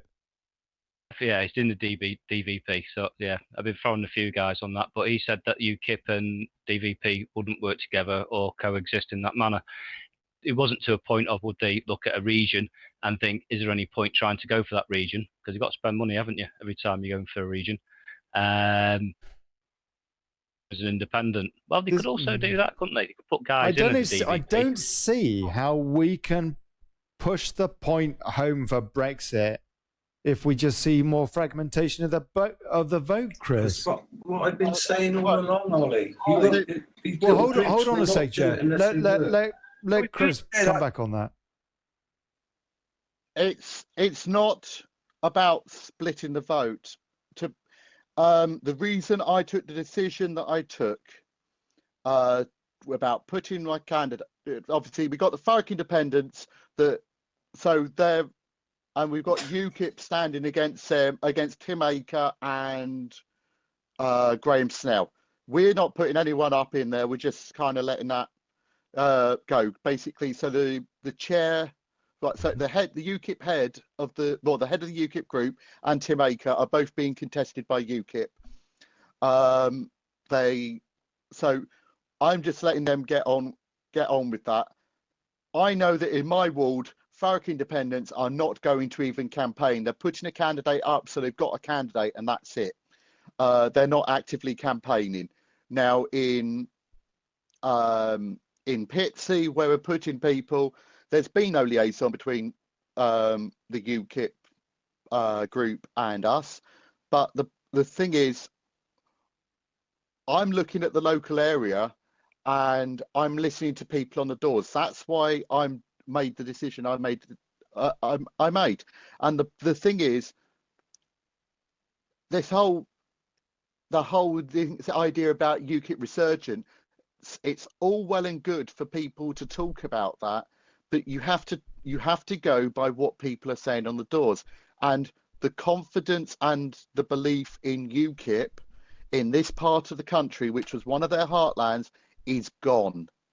And because it's gone, I'm not splitting the vote. I'm giving people somebody to actually vote for, because the people who used to vote for UKIP are not voting for UKIP anymore. So I'm just giving the people who you would vote for UKIP an opportunity to vote for someone other than the Tories and Labour, and I'm giving them, and I'm also giving people who wouldn't vote for UKIP because of the media view of them. Mm-hmm. We haven't got that bad view of us, so we haven't got the negative press thing. So we're actually getting people who might have privately agreed with UKIP but couldn't bring themselves to vote for them because they would believe in the media hype, and we're getting those people. So it's not a case of us splitting the vote. An interesting it's a case point. of giving That's someone. An interesting point. Carry on.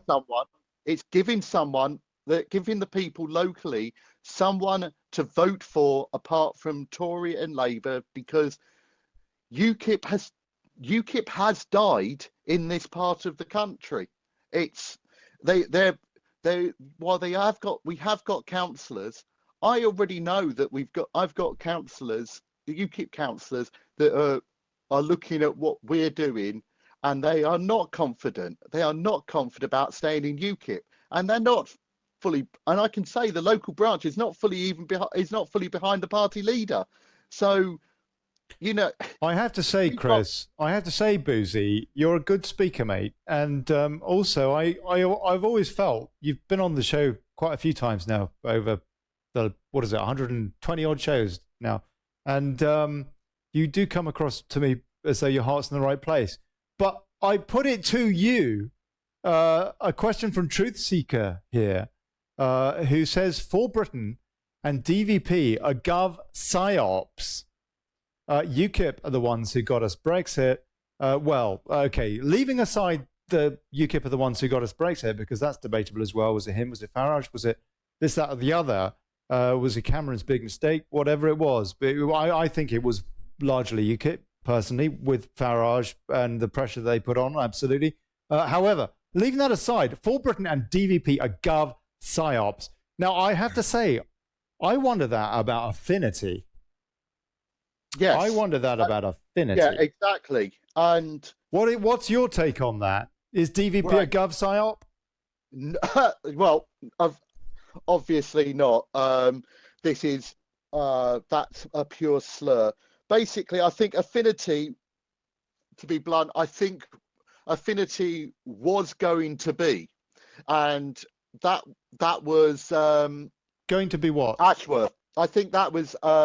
I think what's basically happened is we realised very soon, and bear in mind we've worked out within 2 months that Ashworth was not on the up and up, and was not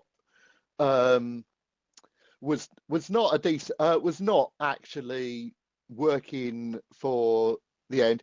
Come on, this is a guy that was actively pushing us to bring in Anna bloody Soubry into the party. I'm sorry.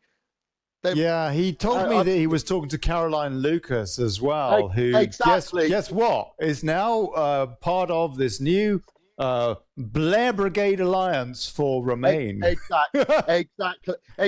I think Affinity. But that doesn't necessarily mean that Affinity was a fraud in that sense. I have to say, I really wonder. I really, really wonder. And I think there's all sorts of aspects of this wider story and backstory which are fraudulent, by the way, which I've said. And maybe I'll have that debate. Oh, Dave Witcher, I was hoping to have it with him, actually. But he's gone off again now. Maybe he wants to come back and have a bit of fun. Anyway, but setting that aside... okay, so why? So you're talking about this particular character, Robert Ainsworth, opposed as being the reason that Affinity was crooked, but you're saying that DVP has nothing to do with that, and it doesn't have anything to do with this particular bloke. It doesn't, and Right? Okay, Truth Seeker, you put this allegation for Britain and DVP are Gov psyops. And to be honest with you, I always think it's interesting when you do see the vote being split as to, there is a bit of a question that should always be asked here, I think. Would you please get on Discord and have a chat with us and we can discuss this? Because at the moment it's very convenient, hiding behind an anonymity and all the rest of it. But I do take your point. All these parties splitting the pro-Brexit UKIP party vote, I would tend to agree with. It is a worry, Chris, for people, for the voter. Okay, right. Now the fact is that UKIP. One sec, Jeff. One sec. The fact is, UKIP has, for many, many years, been fully infiltrated by Common Purpose, and still is. So, I'm sorry. I think this truth seeker has definitely got his wires crossed, and is actually, if anyone is likely to be a controlled opposition, it is UKIP and not DVP.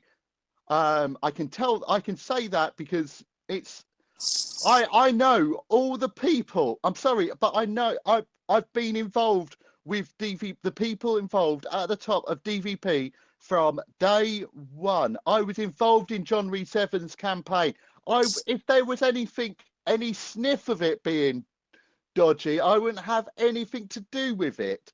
So, my attitude is quite clearly that UKIP are the ones. If people are the ones that are completely infiltrated, because come on, Henry Bolton, was common purpose.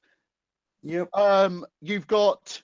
Well, I thought it was an OBE, wasn't it? Didn't he get an OBE for protecting the herring crop in Helmand Province or something? You've then got. I don't know. I don't know why I got it. You got it for security services in Helmand Province. Go on, sorry. Steve Crowther. You've got Paul Oakton. He's a popular chap. All these people they're common purpose, and these people are still got a complete role. And you've even got talk about how Paul Oakton is talking about trying to become party leader once Gerard Batten has done his extra year. I'm sorry. It's Sorry, what was that last bit? Sorry, what was that last bit? And then we'll go to Predator. Paul Oakton is talking about going to become party leader after Gerard Batten does this additional year of getting the party sorted. I.e., sounds a lot like Paul Oakton is trying to let the negative connotations of his behaviour get forgotten before he launches a leadership bid. Well, Bill's also said that he would want to, because he was on the show, and I asked him very specifically if he was in a position and would he run for leadership, and he said yes to both. Exactly. And he didn't. He said he's going to wait 12 months, so it'll be interesting, won't it? Let me ask you a question before. Sorry, Jeff. I know I'm being just very quickly. Do you think JRE was conned by this character to join Affinity to leave UKIP, or do you think he would have left anyway? Personally, I think JRE's main drive, he believes in his heart of hearts in direct democracy. He has his idea for it and all of this. Now, I think I personally think what might have happened is that JRE was approached with the idea that he was going to get everything, all this massive amount of funding, and he thought, well, that's going to save me putting my personal wealth into starting up a party, which is really expensive. We all know that, and I think it. Yeah, this billionaire has gone around telling all sorts of people that he would help them out and do lots of stuff, and then done absolutely nothing useful. Exactly. Not a single ounce of, not a single little tiny bit of sweat to help the Brexit cause that I've seen. Far from it, actually. Carry on, yeah. So I think JRE kind of had the view that UKIP, if they didn't accept direct democracy that time, that was basically going to be it. And he was approached really at the time where he was thinking, I'm going to have to go this alone, and thought, well, that saves me. So he went down and he trusted, because this is the thing, JRE looks for the good in people. And I think, he gave this guy a shot. Folks, Jacob, not Jacob Rees-Mogg, JRE, John Rees-Evans. Yeah. I think he gave the guy a chance, and he gave him a little bit of time. They had 2 months. I actually did similarly, by the way. Happen, and they went, no, we need to do it. We can't wait around for this ever-promiser who's not coming up with the goods. We need to do this. Who wanted to get Anna Soubry in charge of the Brexit department or something. Yeah, and there were too right. many red flags coming up.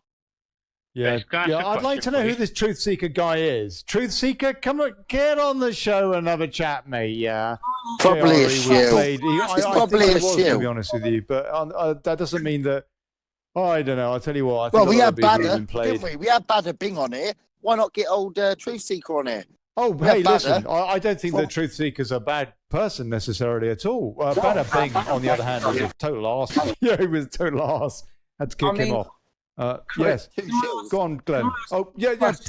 Predator Jeff, please, sir. You wanted to say, Predator Jeff. Go on. Thank then you, Ollie. then you, Glenn. Chris, look, I'm very sceptical and I'm anarchist by nature because I don't trust any politician, right? At the moment, I haven't found one worth voting for. Dr. Chris Boosie, I've got to ask you a question, yeah? I asked one of your guys before and I didn't get a straight answer. I got a sort of politicians type answer, in which case they sort of went all around the roses and they didn't give me a straight yes or no. I require a straightforward yes or no answer to this, right? I was to vote for your party, yeah? And you got all your election promises made out and listed and blah, blah, blah. How do I, if you fail to live up to your election promises, how do I actually remove you from Parliament? Could you put your election promises into a lawful contract so that if you fail to live up to them, we can throw you into a court of law and have you thrown out?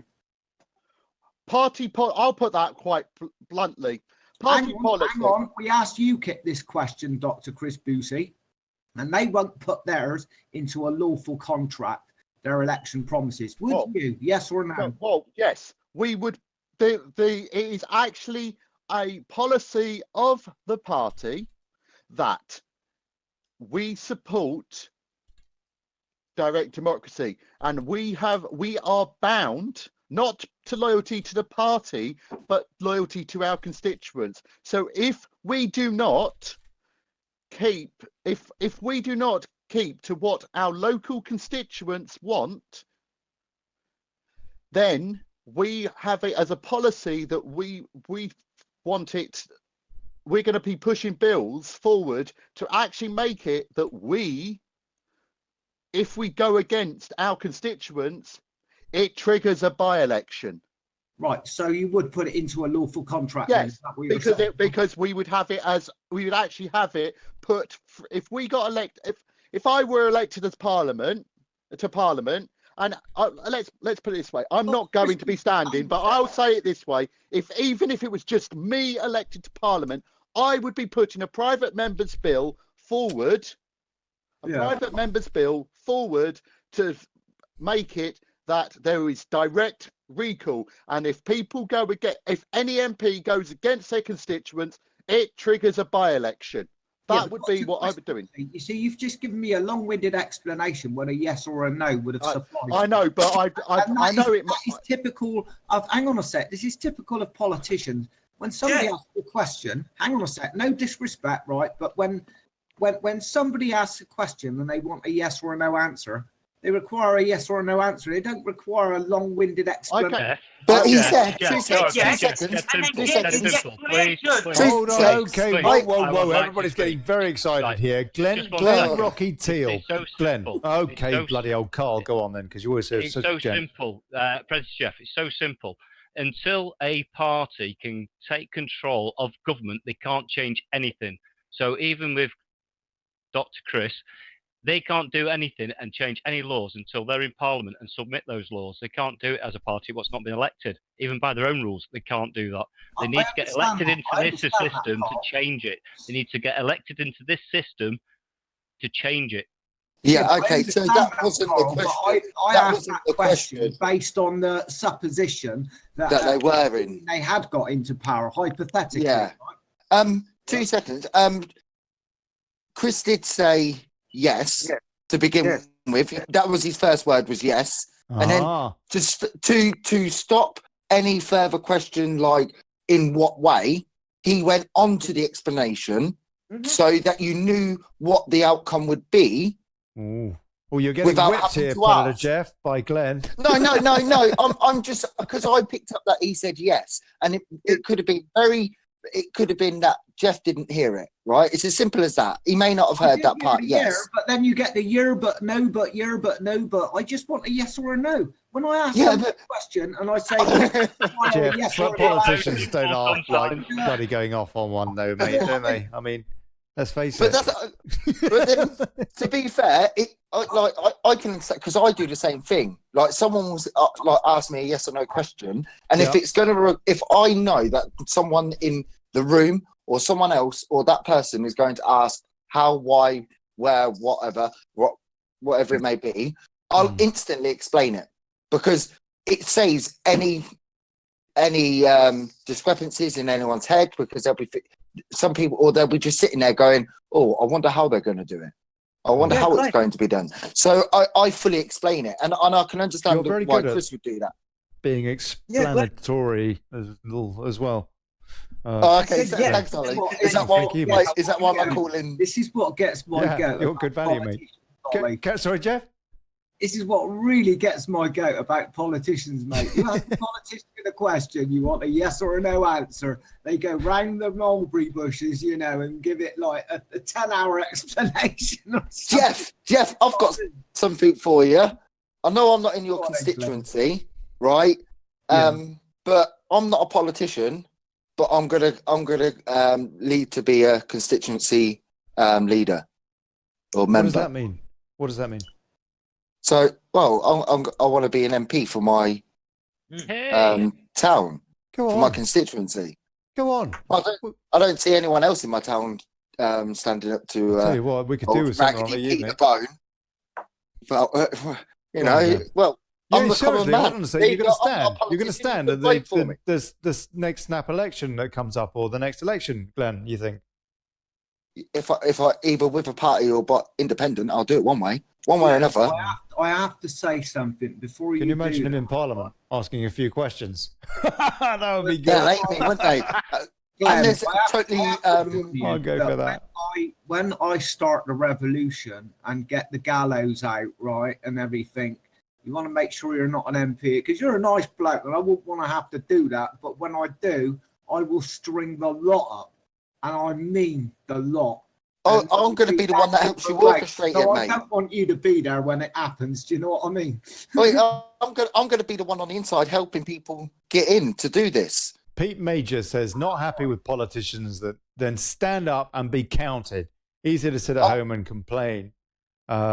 Charlotte Jameson, I see, Emma, if there is another leadership contest in a year and Batten didn't win then, how many new leaders have UKIP had since Nigel? It's embarrassing. Kerry J. Swan has a question for you, Boozy. I want to know what Chris is a doctor of. Divinity. Blimey. God help us. Doctor of bloviation. Divinity. Why on earth did you do that? Just out of interest. I'm an ordained minister through the Universal Life Church, and I got my doctorate in divinity through them. Right. Okay. Do you not remember the show when Alexander found that out and he was like, "Oh, someone with intelligence." Oh, where's Alex when you need him? Alexander Sangmore. Does anybody know what happened to what was there was something that was supposed to be going on? Yes, Saturday. Glenn, what happened to you? I was expecting a live feed coming out of Daily Brexit from you yesterday. I'm going to start with Saturday. Saturday at gender identity speech. There was generation identity. Sorry, yeah, generation identity. Their venue got cancelled, and they had to go to why have I got echo? I don't know. Maybe you've got your head in the washing machine or something. We'll see you lighting up. Kerry J. Swan is wondering what the bloody hell divinity is. I can hardly say it. It's God, isn't it? God stuff. God logic. It's the scriptures. What I say is watch one of the episodes of Hive Mind. I think it was episode 2 or 3. Pardon? Episode 2 or 3, where we went into divinity in depth. Did you? Well, not in depth, more in depth than we can do on the show. Yeah. So generation identity. They had their venue cancelled. Then they went to a new venue, and they was at a pub, and around the back was Antifa. Antifa kicked off, and there was a big scrap. Finney got smashed over the head with a bottle. Oh, really? Yeah. Kesto DZ. This Lucy was on got Saturday. again. Hold on a sec, because so there were 2 events that you were going to be at this weekend. Yes. There was that, and there was Speaker's Corner. Yeah. Yes. This thing, Generation Identity, was an event that was going on with that group that you went with Vinny and others to check out when there was a brawl with Antifa. folks. I didn't go to that one on Saturday. Right. I was going to go, but something came up and I had to go do something else. Right. But so Lucy got attacked again as well by Antifa. Antifa actually brought a child. When I say a child, it was an actual child who pulled Lucy's hair out, literally pulled her hair out. Is that Tommy's photographer? Yeah. Camera woman. The crazy haired, coloured hair girl. Yeah. Yeah. Right. And so what happened to her? Sorry. She a child was pulled her hair out, and then she got attacked by a group of boys. But she managed to get out. She's a fighter, isn't she? She's a strong old girl. Anyway, so yeah, after that, the police came, dispersed Antifa and whatnot, and arrested. I think they arrested someone. Where was that? Out of interest? East London somewhere. Right. Okay. Okay. So then, right, that happened, and then Sunday, when we turned up, there was a massive fight going on, and then everyone dispersed. This was Antifa again, wasn't it? Antifa, yeah, again. I saw Ellie Mae Renton's some of her video transcripts. Thanks to Ellie Mae for doing that. Go on, Glenn. I was waiting for yours, Glenn. But anyway, it all got cancelled. All of that part got cancelled because everyone got dispersed and no one was allowed back in the park. Lucky enough, I kept out of the way, and then I walked around to go and meet them, but everyone had dispersed everywhere. I don't even know where any of them gone. So I went back and I just started having a little debate with a few people, and listened to a few other people's debates. And do you know what? Majority of them are literally going around in circles trying to convince each other about their scriptures, about their lies. I was like, are you just arguing? You're basically debating whose lie is better than whose. Mm-hmm. And then one of the converts came up to me and started speaking to me as if I was religious, as if I was a Christian. And then another one came up to me and said, "You look like a Jew." I was like, "Well, I'm neither. I denounce all religions." I was like, "You've all been lied to for division." I was like, "You don't know the truth." And then I was explaining the world to a few of these Muslims, and they just looked at me and was like, "Wow. Like, how do you know all of that detail about so many people and how they're connected?" And I was like, it's easy. Just go and research it. I was like, the problem is everyone who's arguing here now is arguing over one book, right? When you should be looking at the whole information about everything. And then you're going to find out the truth on what's going on. I was like, don't just trust one book. Well said. I was like, don't just trust one book, because if one book can lie to you. And if it's not a lie, then you're going to be stuck at all segregated by yourself. I was like, and that's what's happening. I was like, the Muslims against the Jews, Jews against the Muslims. Christians are stuck in the middle because they're taught to be so placid that they should the Pope, accept what you get, sort of thing. Yeah, exactly. I was like, and then you've got Catholicism, which is the head of the Pope, who's a bloody Satanist. I was like, what kind of hypocritical crap is that? I was like, look into things. Okay, all right, okay. Let's. Okay, what since we have got. Go on, Carl. Please come back on that. Even at the end of the St. James, and what you're saying, Glenn, is absolutely spot on. Yeah, and even at the Bible I was brought up on, and I believe in, it actually stays in it. There are many books that can be read, but be careful what you read. Look, you know what? I want to say that now. Let's go down the rabbit hole a bit. Let's go. Let's get a bit esoteric. So if you want more Brexit. I guess you're not going to get it because I mean this is all connected. But this is intriguing. We've been on for an hour and 45 minutes, so we've done all we can with Brexit today, I guess, and more tomorrow at 6. But okay, Chris Boozer, yeah. What do you think as a Doctor of Divinity when you hear the Pope is a Satanist? Well, I actually agree with it. Mm-hmm. I believe. I'll actually refer to because I refer to them rather than Satanists, because that can have multiple different connotations, and people can call it this LaVey Satanism, which isn't even Satanism. It's weird, but what I'm talking when I refer to them, I'm very specific as Luciferian.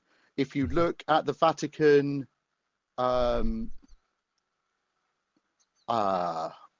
conference room, it looks like it does. It looks like a snake. Yeah. I'm going to pull up a picture. Yeah. Okay. And What would you say to the people listening? Let's ease into this. Let's ease into this topic as much as we can. What would you say to the people listening who actually now are probably even offended that their religion is being so maligned? And I apologize if people are feeling offended, but I understand that, and I know that this is really, really tricky stuff. But I also think that this is an important subject, and well, they're being lied what to. Chris said. Chris, what would you say to that gentleman generally, and Charlotte, God bless Barbara? We've got Lynn Scott popped in too. We've got loads of people, so chip in, folks, and Splitter as well, who I had on mute for ages back there. I do apologise, Splitter. What do you think about this? We got Woody here too. Yeah, Ollie, Mike. Go on, Mike Touch, can you hear us? Yeah. Yes, thank you. Yeah, all right. Yeah, I'm just wondering. Like I say, I believe that the DVP is going to split the vote between that and UKIP. I'm up in the northeast, and a lot of people up here will still go with UKIP. And I kind of don't think the DVP is helping the cause at all. You could put a spin on that and say UKIP's not helping the cause, they're going to split the DVP. But they were there first, and UKIP it's hard well not to argue that they at least had a big effect in getting us the referendum. Let the guest speak. Come on, he's asked you a question. Come on, Splinter, sorry, carry again. Yeah, that's just my thought on it. But like I said, UKIP's been established for years. They got us the Brexit at the end of the day. And another party coming along, I think it's just a little bit too convenient at this moment in time. That's just my thought on it anyway. Barbara, what was your riposte to that? Barbara Sherry. I agree. That's Woody. Well, you think that's right. You think that the split, the DVP is, you're a dragon, yeah? I am, yeah. Okay. And you're not impressed with the DVP, or? I like the DVP, I really do, but I think they're taking votes away from an established party in UKIP. An established party or an establishment party? One could ask. An established party. Establishment. Obviously, it's been infiltrated by the establishment. Now, Gerard Batten's come in and he's shook things up. Yeah, he does seem to have done pretty well, no? Make an observation here. Go on, Carl. I am following the parties and looking, but the DV party has actually got 2,000 members at the moment. And last I saw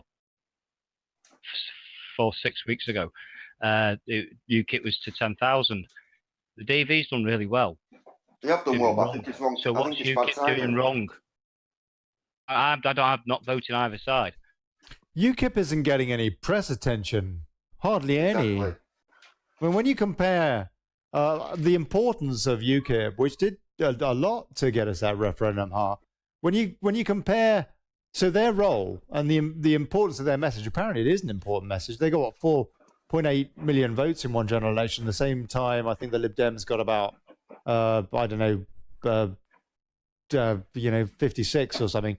And they got about 16 seats for that election or something, and the UKIP got one.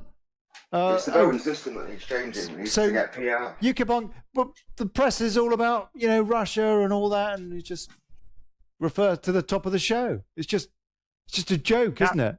UKIP do deserve a lot more. This guy Batten deserves some coverage, doesn't he? Carl, sorry. Ollie, the biggest problem small parties have got, they've got to get past that threshold, whether it's 10,000 members or whatever it's going to be. I can't remember. I'm sure I'll get corrected in it by Chris. But you've got to have that to be able to get the time slots to get on the TV. Never mind your own TV. Get on it. UKIP have got that already. They're already established. They've already got 10,000 members. And now is the time. Now is the time. Ollie, can I ask Dr. Chris Dempsey a question, please? Go on, Jeff. Yep. Okay. What are you saying? What are you saying that UKIP's got the 10,000, so they should be getting a certain amount of press attention? Just before you do, Jeff, Chris, is there any limit otherwise that the DVP needs to get Is it that 10,000 and they have to be? Membership means nothing. It's about candidacy and how many people they can get to stand.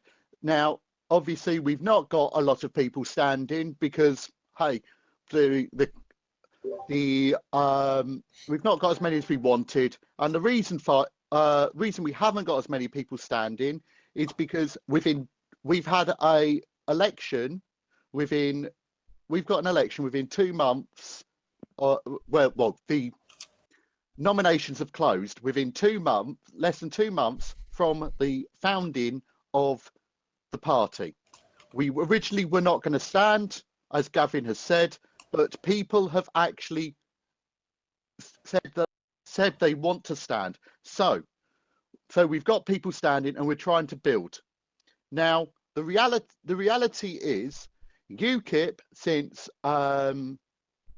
has lost over time 3/4 of its membership. Yeah, by design. No, because of Paul Nuttall, isn't it? Yeah, well, it's not just because of Paul Nuttall. Gerard Batten is about as dodgy as they come. Whoa, one at a time. Okay, Woody, go on. You say your bit. Well, I think UKIP have had all the mud slung at them. Yeah, and people have now woken up and realised, for argument, the monster that it was made out to be, UKIP aren't the racist party that was made out to be. I think now's the perfect time for UKIP. I think we need pressure on Labour, we need pressure on the Tories, and UKIP are the only party that have got the numbers behind them to do it. And they're established already. Exactly. We need to pull together. Yeah, but they're infiltrated. That's the problem. But the DVP are taking votes away, as for Britain. Same as for Britain. Okay, Woody and Splitter both advocating heavily for UKIP. I think Glenn is, concerned. I'm concerned about maybe infiltration on the NEC, right at the core of the party. Can that be rooted out? They control it. Yeah, they control it in their common purpose. What do you say to those concerns that people have, Splitter or Woody? I just say listen to Jeremy Batten's speeches, and he's the one in charge now. You can't fault them, really. You can't fault what he's saying. He's saying. I've got 2 questions for Dr. Chris Boosie, Ollie. I've got 2 questions I'd like to ask Dr. Chris Boosie. Good on you, mate. Is that okay? Please. Thank you. Dr. Chris, can I ask you 2 questions? I'll give you a chance to bloviate, because I know you like to bloviate, you politicians. So your first one, you will get that opportunity. The first question is, what gives you the right to govern or control over somebody that doesn't want to be governed or controlled? That's your first question. Starter for 10. Starter for 10. Come on, Chris. Well, it doesn't. There's no. This is the thing. Nobody has the right. If you wish to be completely outside of being governed, I personally believe that is your right, because we are all free men, or we should be. Right, but yet you want to run for government. Well, the fact is, we know, if we look at history, anarchy does not ever work, because all that ever happens when you try and bring in anarchy is that a group will come up and take control in that situation. It has happened time and time again, much like there's very few examples of dictatorship, because most of the time they are oligarchies, because a dictatorship generally is a singular individual, and that is extremely rare, that there is a singular individual who is not supported by his group of supporters. In that situation, that is an oligarchy. In much the same way, in anarchy, that you very rarely, it doesn't actually ever has it. Well, it's never actually existed that you have the people completely autonomous with no government structure whatsoever. That's because somebody usually fills the power vacuum. Exactly, but that is what will always happen, because you will always get that situation. So is it not better that you actually have a governmental system where you have a direct democracy, where the people actually are the government rather than elected representatives? Okay, I'm not looking to stand. I'm not looking to stand to tell people you should do this, you should do that. I'm looking to be basically told okay then by people. Chris, quiet, Looking to Chris. stand for This is the second question. It'd be yes or no. Hang on a sec, guys. Question number 2, and this is a straightforward answer. Basically, you got 2 choices here for your answer. One is theft, one is voluntarism, right? So when you get, let's assume hypothetically you get into government, is all tax going to be via theft or voluntarism? That is your answers. A, theft, or B, voluntarism. That's all I want to hear from you. One word or the other, okay? I don't want you to bloviate on this one. I want a straightforward answer. Is it theft or is it voluntary? By consent. I view taxation as theft. So my personal belief. Where would we be without a tax? Where would we be? Okay, my belief is that taxation should be voluntary. Right. So is that what I would say party would impose? Is that what your party would impose then? Voluntary tax only. Let the rich pay. That is Brilliant. what the people want. That is what they get, because we are a direct democracy party. It's the people that choose our policies, not the party. It's not top down, it's bottom up. And that's what UKIP have always stood for. So why can't you work with UKIP? Because UKIP is lying through its back teeth and does not support direct democracy at all. Chris, don't shout. Just get your point across. 2 seconds. 2 seconds. Whoa, okay. Wouldn't it be good to have like with our national insurance? Wouldn't it be best to just do a contributionary based system, right? Where you only need to pay what you need to pay, right? And everyone pays the same, right? Unless if you're in unfortunate circumstances. So like your national insurance is like 6% at the moment, isn't it? So if we had no income tax and we bump that up to 10%, right? And no, that your covers national insurance is way higher than that, because your employer pays some as well, and you effectively pay that out of your salary. So your national insurance is more like 11 plus 6%, isn't it? Which is actually what, 17%? You could argue. Just to make that point, I think, Glenn. I don't know, the figures might be slightly wrong, but whatever your employer is paying as well, you're paying it effectively. It's coming out of your salary. Go on. Or it's coming out of there. Either way, it's not, it's smoke and mirrors. Yeah. Yeah. So we pay 10%, and our employer will pay 10% as well. Yeah. Right. Okay. So, and I mean, like, so the system changes, and it's just a one contributionary system, right? So there's no middleman trying to fiddle tax or anything like that, because that's the whole reason they do it.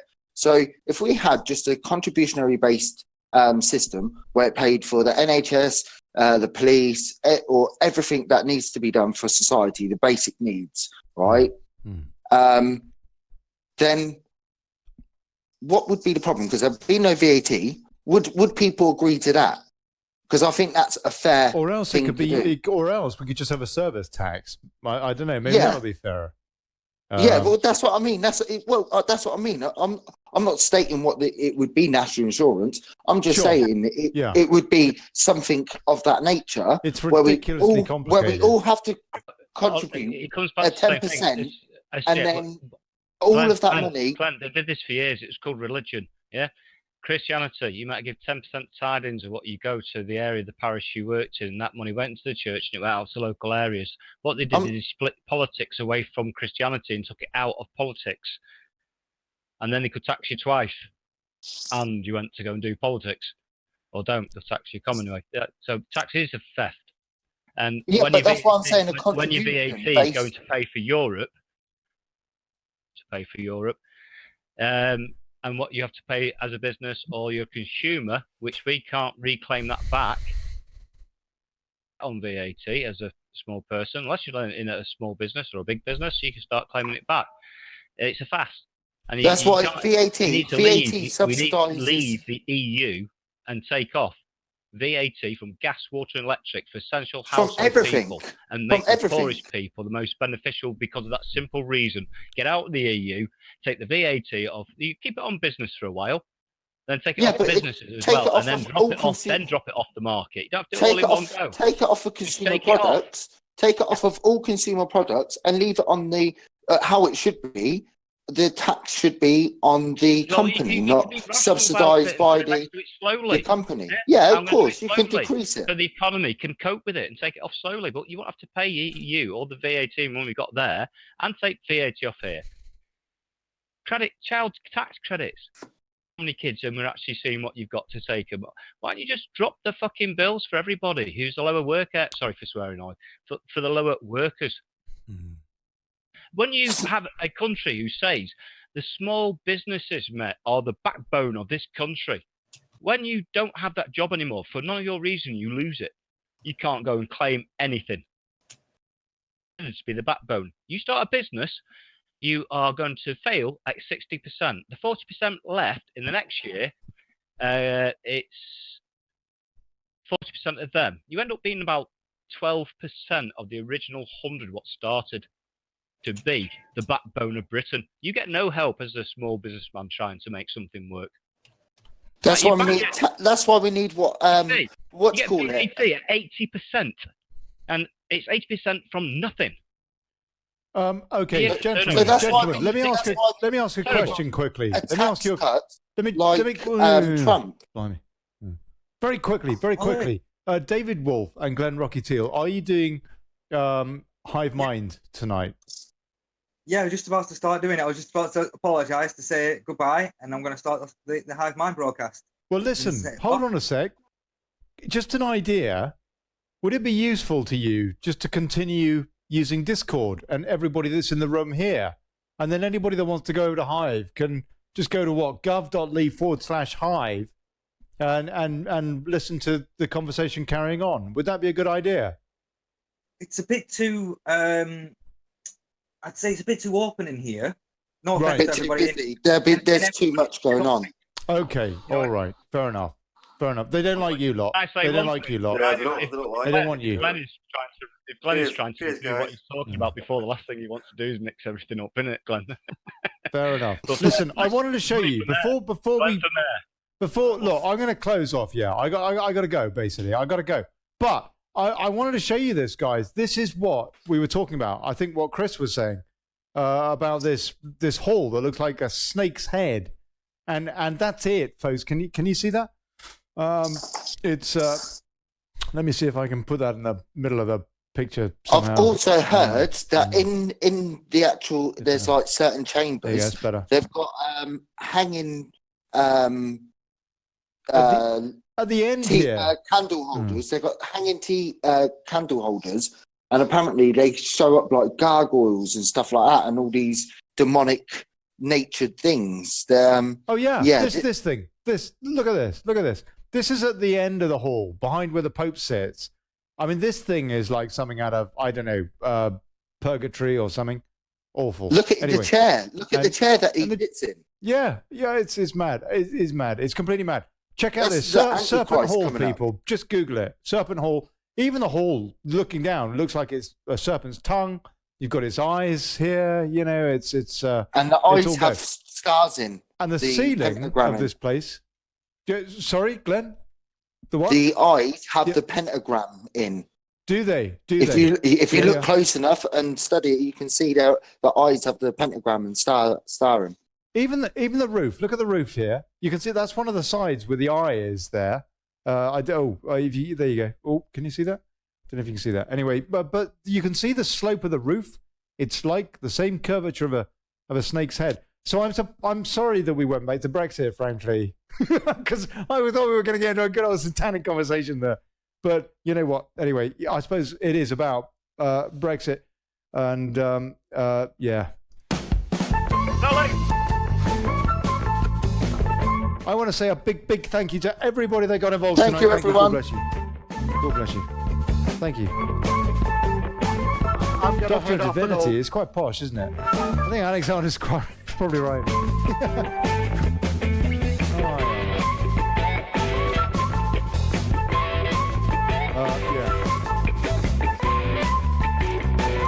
Yeah, so this has been the Daily Brexit, and I remain Olly Connelly. Thank you very much to Barbara Sherritt, Carl Stephen, Downliner, Lynn Scott, Mickey, who didn't say a word, bless him. Probably my fault. Predator Jeff, Spirit, Spitter, Woody, Boozy was here.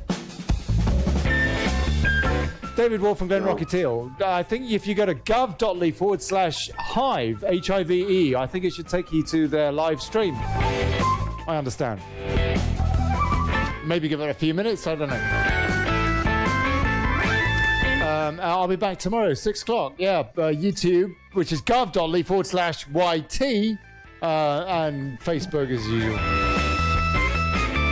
No video on Facebook. You should be on YouTube. Oh, yeah.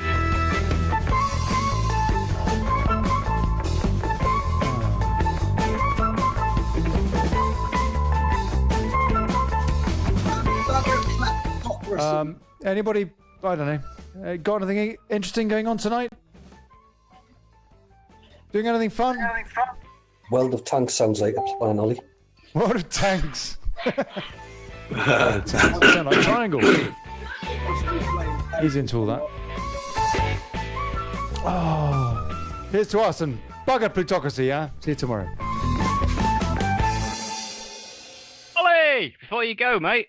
Yes, we're still streaming, so be careful. A guy's on YouTube saying he can't get the link for the Hive. Can you post it on the Hive? I will put it there. I'll do it right now. guv.li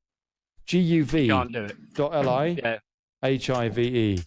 That should be it. Yeah, that's it. Right. Good. I can't post a link in it. You know, I don't know why. Thank you, Ollie. Can you not put a link that's got spaces in it or something? You can't put links in. So if you're talking about the show, I can only post it on Facebook in the comments. I've also posted to the girls talking about before on the show, personally in Discord here. So if you go to top left, click that, you'll see the 2 links of the woman talking, and it's also the interview of the woman who went into. Where's that? Where's that, Carl? Go to those links are on Discord. On Discord. Message in Discord. Yeah. Yep.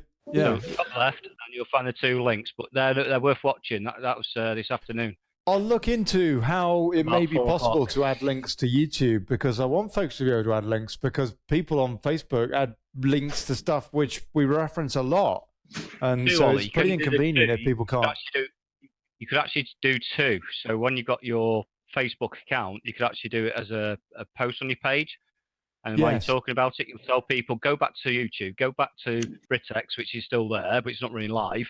The links we're talking about are getting dropped there. And then Ollie, go back, won't they? Thanks for having me on your show again, mate, and letting me pose those difficult questions. I really appreciate it. Mate, Thanks, you're so welcome, and I'm pleased that you do. I'm pleased that we have to, we all of us have to tackle difficult questions in our own lives, frankly, with what's going on. It's Ollie, not easy. Jeff asked that question when we're in the green room. Jeff asked that question to everybody, but he's not done it to you. What's that? Which question? Those 2 questions. 2 questions. Oh, Jeff, give Ollie your 2 questions, the same questions. Jeff, you do this tomorrow. Do this tomorrow. Will you come back tomorrow and you can pose those questions? What, to who? I don't know, to whoever you like. Oh, right. Well, I'll try and be on tomorrow. Yeah. What day is it tomorrow? Hang on a second. Look, I'm going to end the stream, for crying out loud. Tomorrow's Tuesday. I'll see you at 6. God bless us. Everyone. Ciao. Later, guys. It's still there. Good night. Down, Lama. Cheers, Ollie. Take care, mate. God bless. I'm off as well.